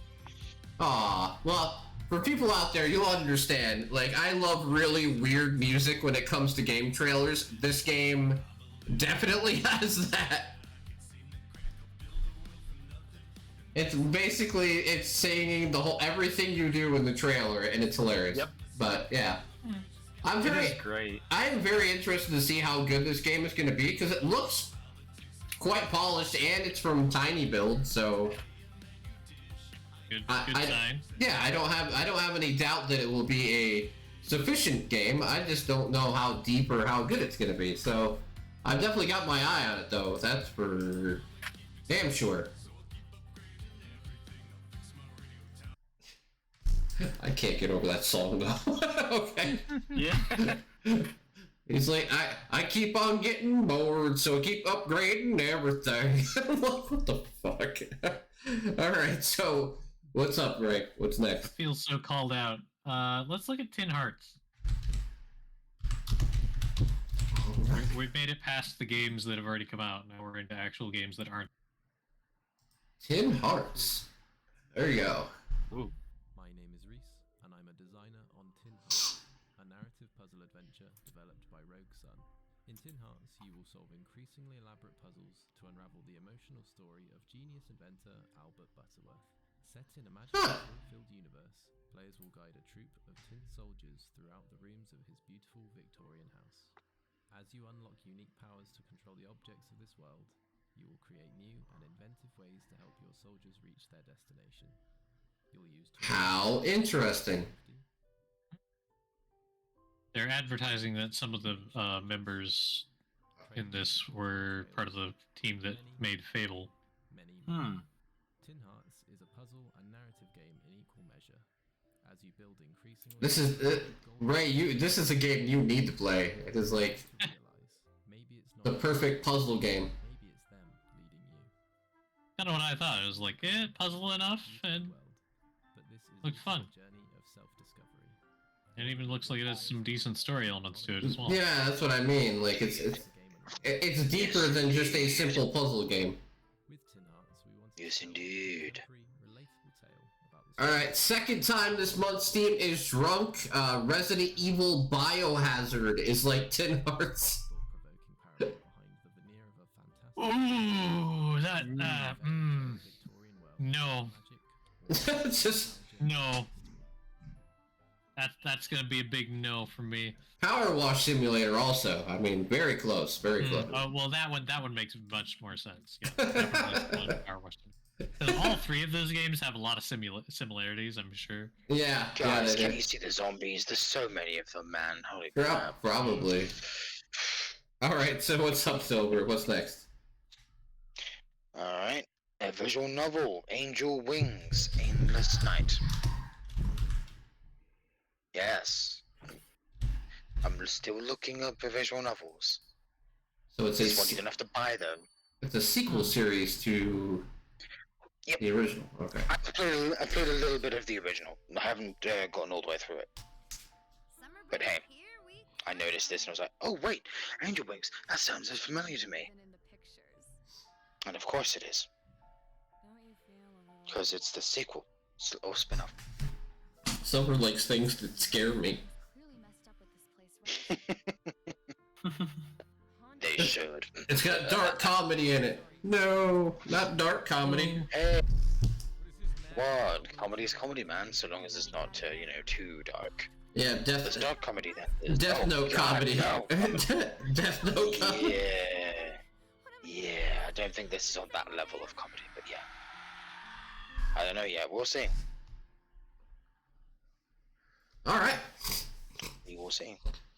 My next one is the one that I gave Silver shit for missing, which is Warhammer 40k Bolt Gun. Damn it, I was actually going to mention that one next. But because I'll save the one I already have for last. So this game Because looks I already like have an one. absolute blast. Yes. Yes, it does. I mean, you can't really go too wrong with 40k, right? Yeah, it's Especially when you turn it into a retro first-person shooter. Because there have been some mediocre shooters involving the W40k series. Fire Warrior. I'm sorry, but that one was kind of crap. Necromunda Hired Gun was pretty good. I like that one. Yeah, I mean, it was alright from what I saw, but not what I'm looking for when it comes to Well, a this good 40k shooter. Well, this is. This is what you're looking for. Yes.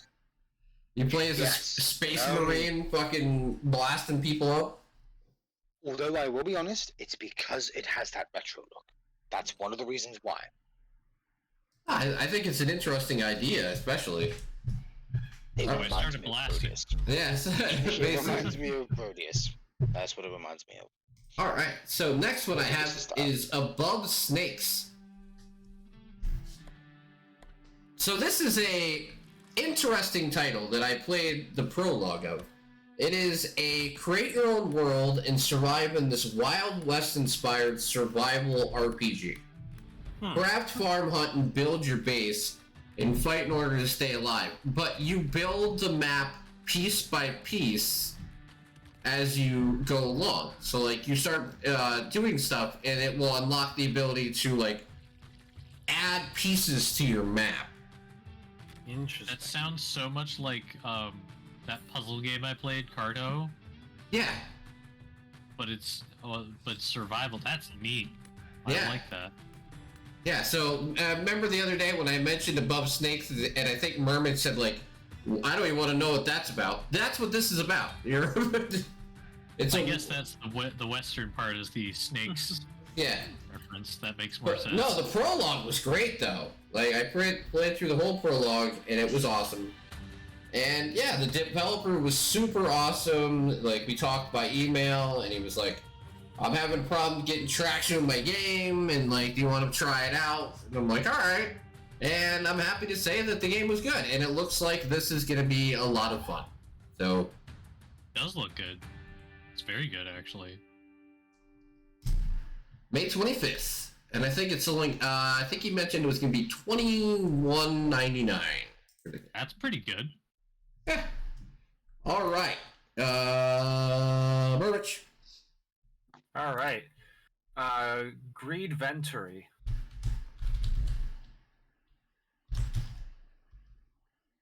There it is. Yes. So this one looked really interesting. And honestly, for my pick of the month, it was between this and Bare Butt Boxing. No, I would love to be proven wrong. That's why I wasn't going with the safe one. I was like, let someone else win.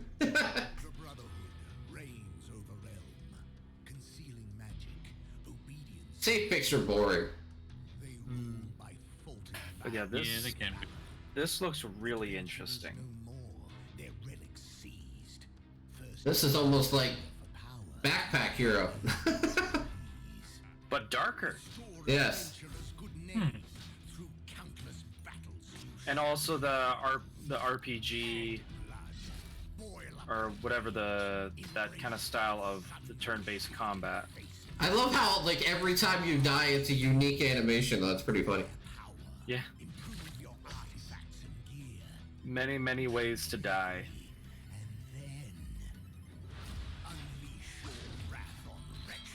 Yeah, I saw this trailer before, right? And I thought it was hilarious that you fight against a clown who kills himself. I thought it was pretty funny. Huh. I have a feeling this game is going to be super difficult, but it'll probably be really enjoyable for some people. Backpack Hero, but Dark Souls. Very interesting.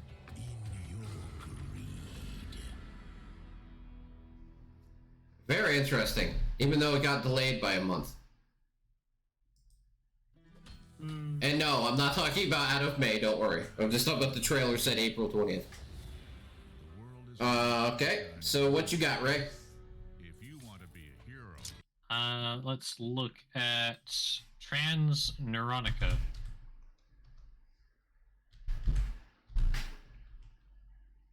There you go. Entangled Pass, rebuild memory, assess humans, sorry. Puzzle where logic. Yes, a logic puzzle game. Yep.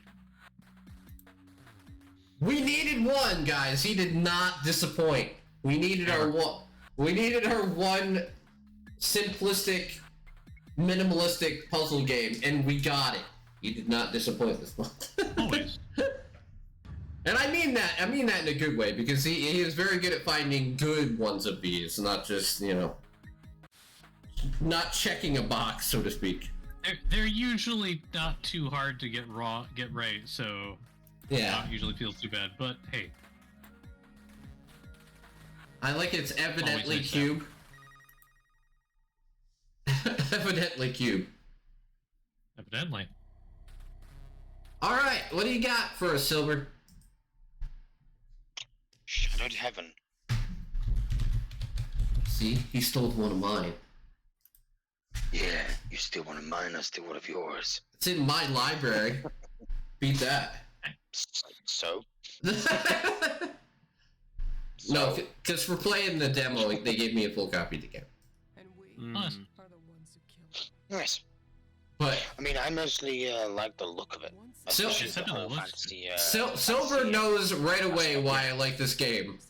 Sentia, Delham, Flamwood, and our home, Ashram.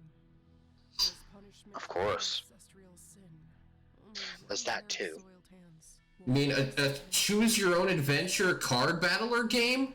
Whoa. Not like, I wouldn't like that. That sounds kind of familiar. We Honestly, didn't play something like that. Yeah. Yes. Yes, there's a Hand of Fate. Yeah, Hand of Fate as well. Very similar to that. Just with less 3D and actual, you know, less interactive combat-wise, but yeah. is nothing but an end. Dude, like, the game's, the demo started with, like, a 4-minute cutscene of all story, and I was like, oh shit, Oh my there's, like, exposition and stuff? Holy crap. Like, hey, I'm down, so long as you don't feed me too much information. My brain can only process so much information at once. Don't No. go overboard. No, the demo was context. fucking awesome. I will say that. The demo was awesome. That's good to know. I'll say I appreciate context, but And the don't demo's go- available now if anybody wants to try it, so please check it I out. might do that. Yeah, I might do that.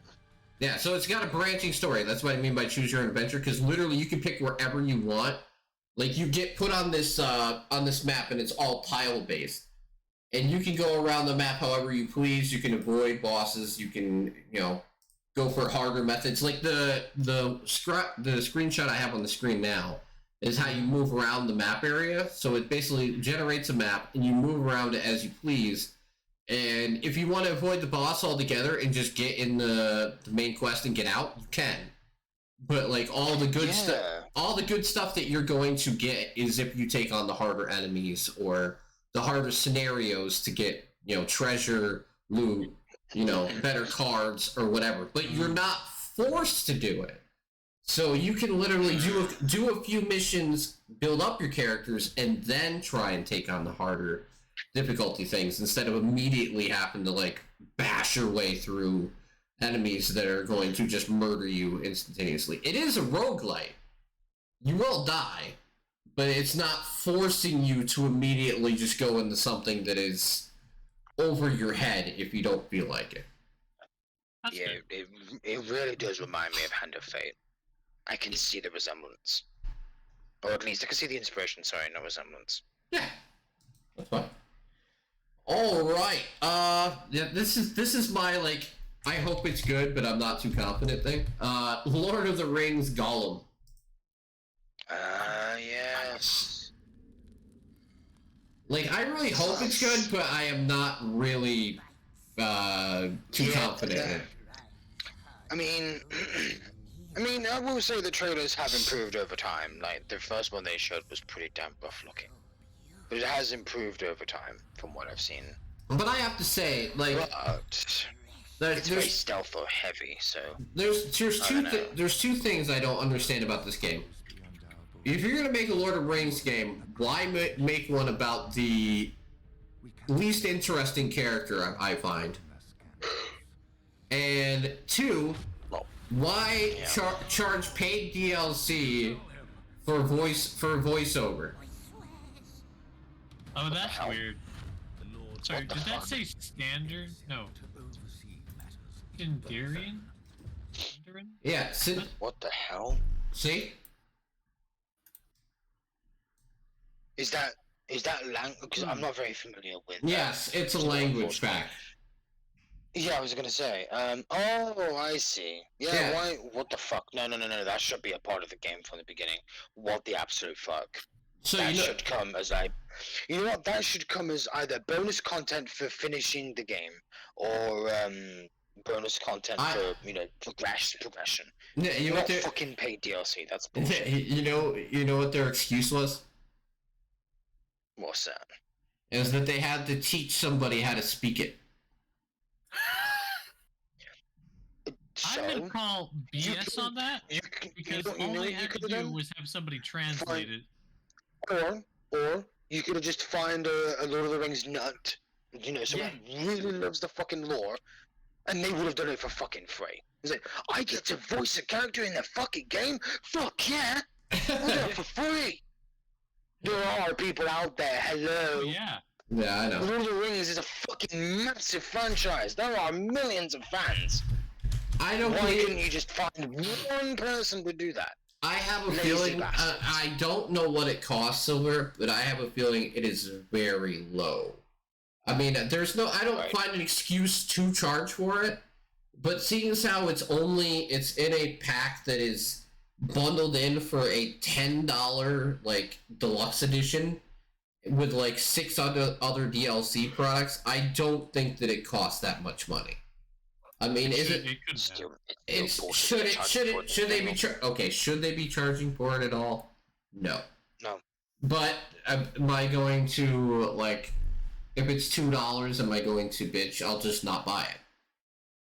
Yep. There you go. I guess it really does depend on the price at that point. Yeah.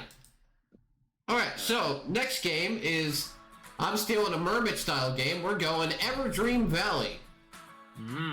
It is a cozy farming game. I can see that. Okay, so it's a farming adventure with a dash of magic. By day, restore your quaint homestead into a summer paradise. Raise crops, care for animals, and rebuild to your heart's content. At night, inhabit the various farmland creatures through your dreams and bring enchantment to the valley. So it's got an interesting title or thing to say. I don't know what that means. So basically, during the day, you're going to be a farmer. At night, you're going to be doing, like, mythical, dream hopping adventures. Weird. See, it doesn't show you any of the nighttime stuff at all.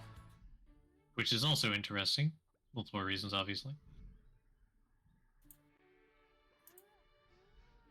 I wonder if this one does. No, this one does not. See, it shows you all the farming stuff. Oh. So yeah, it shows you like a little sneak peek, right? Like, it lets you see it start to get dark, and then you hear wolves, and then it cuts off the trailer. My gosh.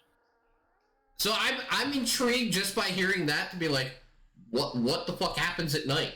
Like, does the game go full nutso? I mean, that would be kind of cool. Does he wear? Oh my god, they give characters Charlie Brown outfits. Okay, I'm gonna buy the game. That is my a Charlie Brown shirt. It is Holy Charlie. crap. Yeah. I was scrolling through and I saw that and I'm like, Charlie Brown shirt I've ever seen. I know. that's crazy. All right, I've only got 3 left. So, how many of you guys got left? I think I've done my last one. Oh, cool. Yeah, I got one left. All right, Mervich. Yeah, I've got 3 left. Whoa. What? Another Fisherman's Tale, which is a VR game. I was gonna say, what was the woe for? Oh, that you have 3 You said left. whoa. Yeah, I didn't get to the big one. I didn't think you had 3 more games, but I had 11, but Tim stole one of them. Which one did I steal? Bolt gun. so basically, it's a VR game where you can control your hands / appendages from a distance, and you can replace your hands with different parts. That would be mindfuckery. That's weird. That would. Yeah. Yep. That's a mindfuck. That is. It's Your the body is the puzzle to solve. It's the Addams Family. Da-da-da-da. Da-da-da-da. I always wondered what happened to Thing. So that's where my hand went. I mean, so that's where he went. I mean, honestly, Mermich, it looks like a pretty interesting puzzle game. Not gonna lie. I know, right? All jokes aside, like, You can see your entire body. Whoa, that's unusual in a VR game. I mean, not in the ones that I've played, but yeah, that's not in every VR game that I've played. That's for sure. that's interesting. All right. It still feels disorienting seeing your own body in a VR game. All right. Whoa. All right, Ray, what do you got? Alright, last but not least, we have Evil Wizard. Evil wizard. Evil You're a wizard, Wizard. Harry. You're a wizard, Harry. You're a hairy wizard. Wizard. Got This- some rare ones on sale, stranger. Oh, this reminds me of the fact that I've never seen Wizard with a gun come out yet. Wizard with a gun. That's interesting. Rubber Duck Games. Man, what the fuck? Is a humor-filled action? Oh, it's a funny game. Great. Yep. Oh, pet the dog. It Don't take automatically it too wins. seriously. Yeah, don't take it too seriously. Actually, that looks pretty damn good, right? Right? Oh, whoa. And epic boss battles. I'll have to keep my eye out for that one. As the Sure, character why the heck not? as the characters play fucking taking selfies. My God, with an iPhone. Look, shh. He's an Yep. Hashtag not sponsored. he's an evil wizard influencer. Oh no. You know, I must admit that actually sounds amusing. Right? So long as things would go wrong for the influencer, but not in a bad way, just in a humorous way, then yeah, that would be great. All right. That's how I see it anyway. How about you, Silver? What you got? Let's see if I got this. Showgunners. Showgirls. One word, by the way. Showgunners. I know. I was making a joke. It's fine. Har. You know me, I like my roguelites. Wait, this. Well, this looks familiar, Tim. Yeah, it's just it was called something else before. Oh? Okay, I've gotta look this shit up. This show killed my Okay, family. please do. Because it came out today. Where you are, Mm-hmm. you think this little As a Yeah. demo is too. over. Shout out.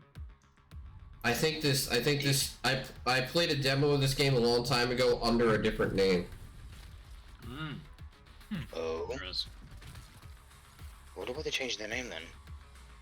Probably copyright or some other logistic reason. Yeah.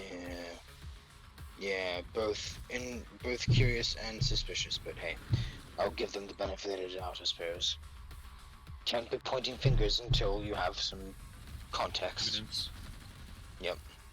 All the puzzles or the puzzle pieces. But hey, honestly, it doesn't look that bad. Certainly not. Neither are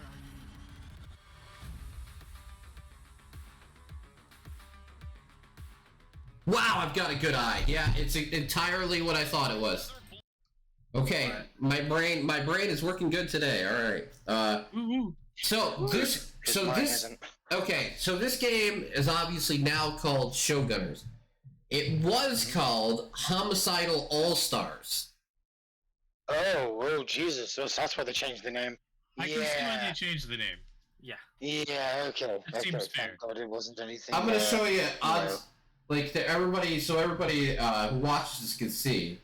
I have it on my phone under the key mailer, which is where I request my keys, and it's still on there called Homicidal All-Stars, which is interesting because I have a key request in it, and it came out today, and I'm very shocked to see that the name is not the same anymore.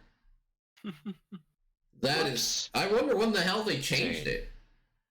Good question.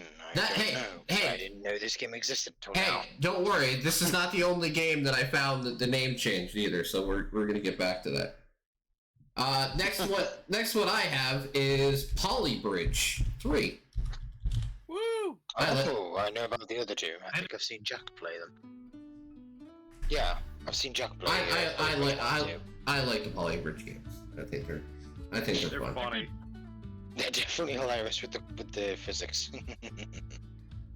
Yeah, it's kind of neat to see the mechanics and how you can build a bridge by either being clever and putting all the structure points in the correct places, or just creating some ungodly monstrosities that you would call a bridge. That's 'Cause I've seen some- that's my favorite right there. You know, monster. I've seen some pretty yeah, I wouldn't call them safe bridges that I would ever cross, but hey, if it's still functioning when Maybe we'll vehicles cross pass that on bridge when it comes out. Yeah. it, so long as it's stays in one piece, it's great to cross, right? Okay, next one I have is Just hit the Magenta. reset button if it doesn't. That's true. Is Magenta Horizon. Mm-hmm. Which is a Metroidvania with spectacle fighter combat. Interesting. I see that. Wow. Interesting. You get to fight a train. Can you suplex it? I hope so. That would be great. That'd be the greatest reference ever. Oh my God, he suplexed the A-Train. I mean, But basically, it's got, yeah, I know, right?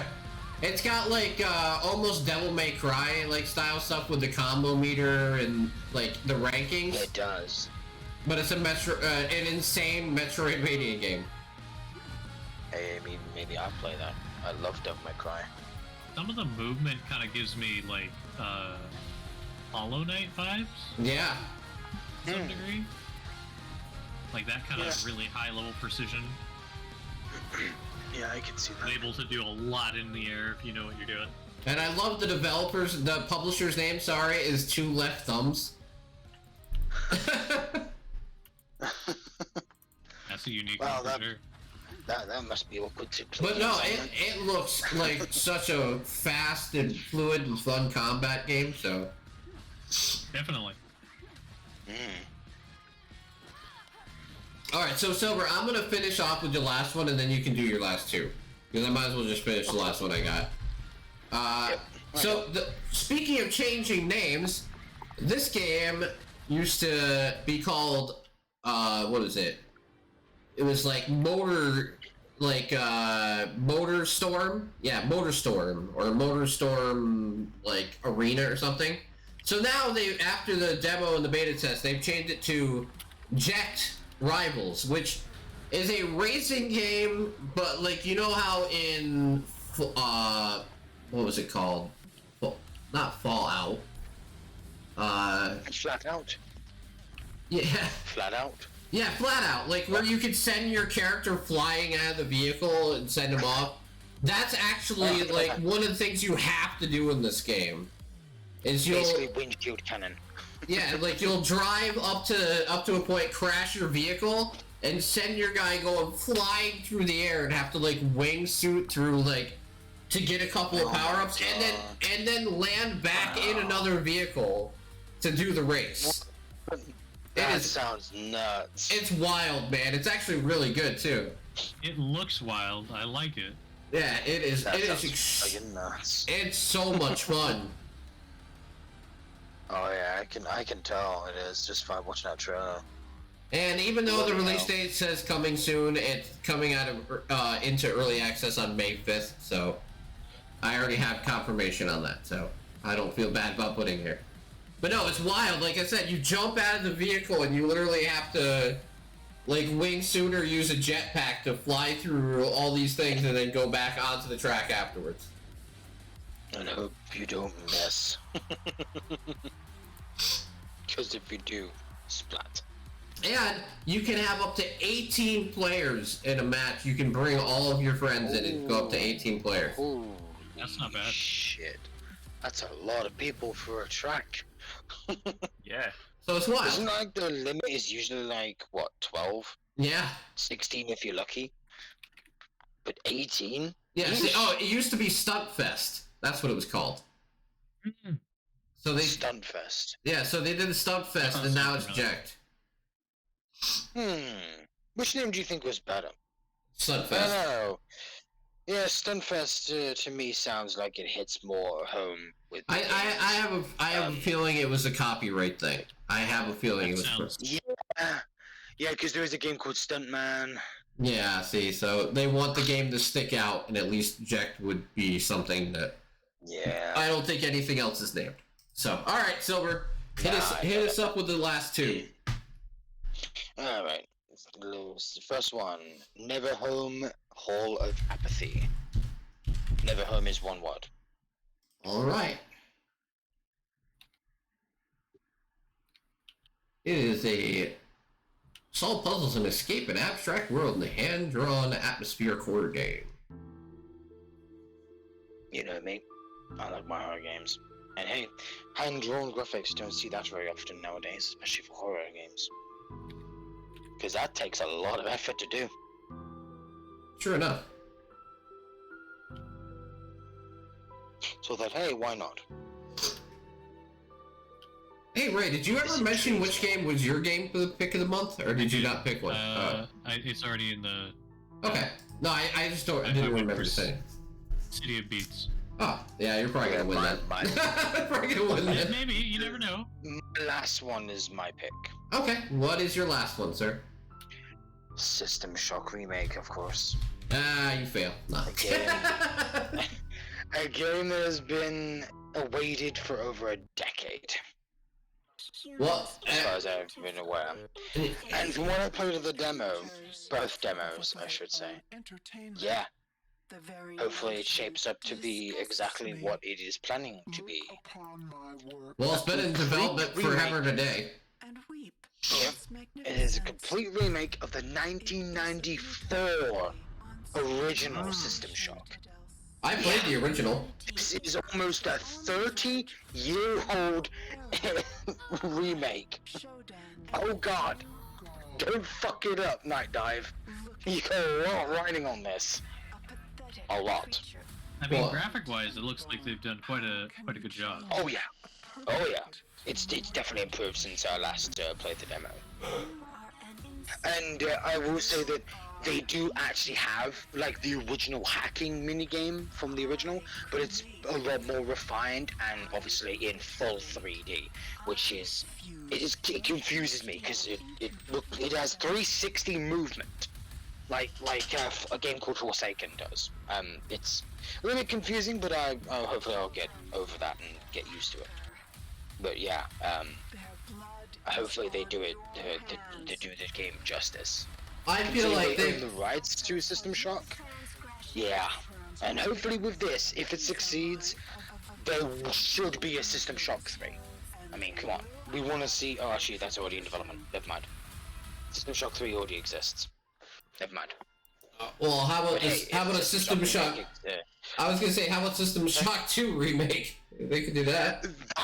that is actually also in the making as well. Well, there you go. And you know what? When this game comes out, you get a free updated System Shock 2 remaster. Nice. So hey, which is cool. Hey, I hope to God it's good, because I know a lot of people have been waiting on it forever. So if I lose to System Shock with my pick, I'm okay with it. I'm okay with it if I lose to that. That's fair. Especially since they have the original voice actress for Shodan. Awesome. All right. Awesome. We're gonna end with a couple little things. Evil Dead, the game, is coming to Steam. So if you have been waiting to play that, please check it out. Far Cry 6 also coming to Steam. No longer requires Ubisoft Connect to play. That's a big one. 21st. Yep. If I recall. Or 11th. Speaking of Evil Dead, if you're part of the Discord, in 1 week from today, we'll be watching Evil Dead Rise in the Discord. So, yeah, that's it for the podcast. Thank you guys so much for hanging out. I appreciate it. If you made it to the end, and you're watching this video on YouTube, put your favorite game of the month in, and if I choose you, I will send you a game key for doing so, because you know what? Analytics-wise, there's only about 6 or 7 people that actually finish the whole entire podcast. The rest of the people watch, like, the first 20 minutes and then stop. So I'm going to reward everybody that takes the time to watch the whole entire video. So thank you if you do. And yeah, my next stream is on Saturday evening, where I will be playing Trinity Trigger and also Redfall with Silver. And I believe Dan. So yeah, make sure to come check that out. Thank you guys for being a part of this podcast as always. And until next month, take care, everybody. And I hope to see you soon. Have a good night, folks. Good night, everybody.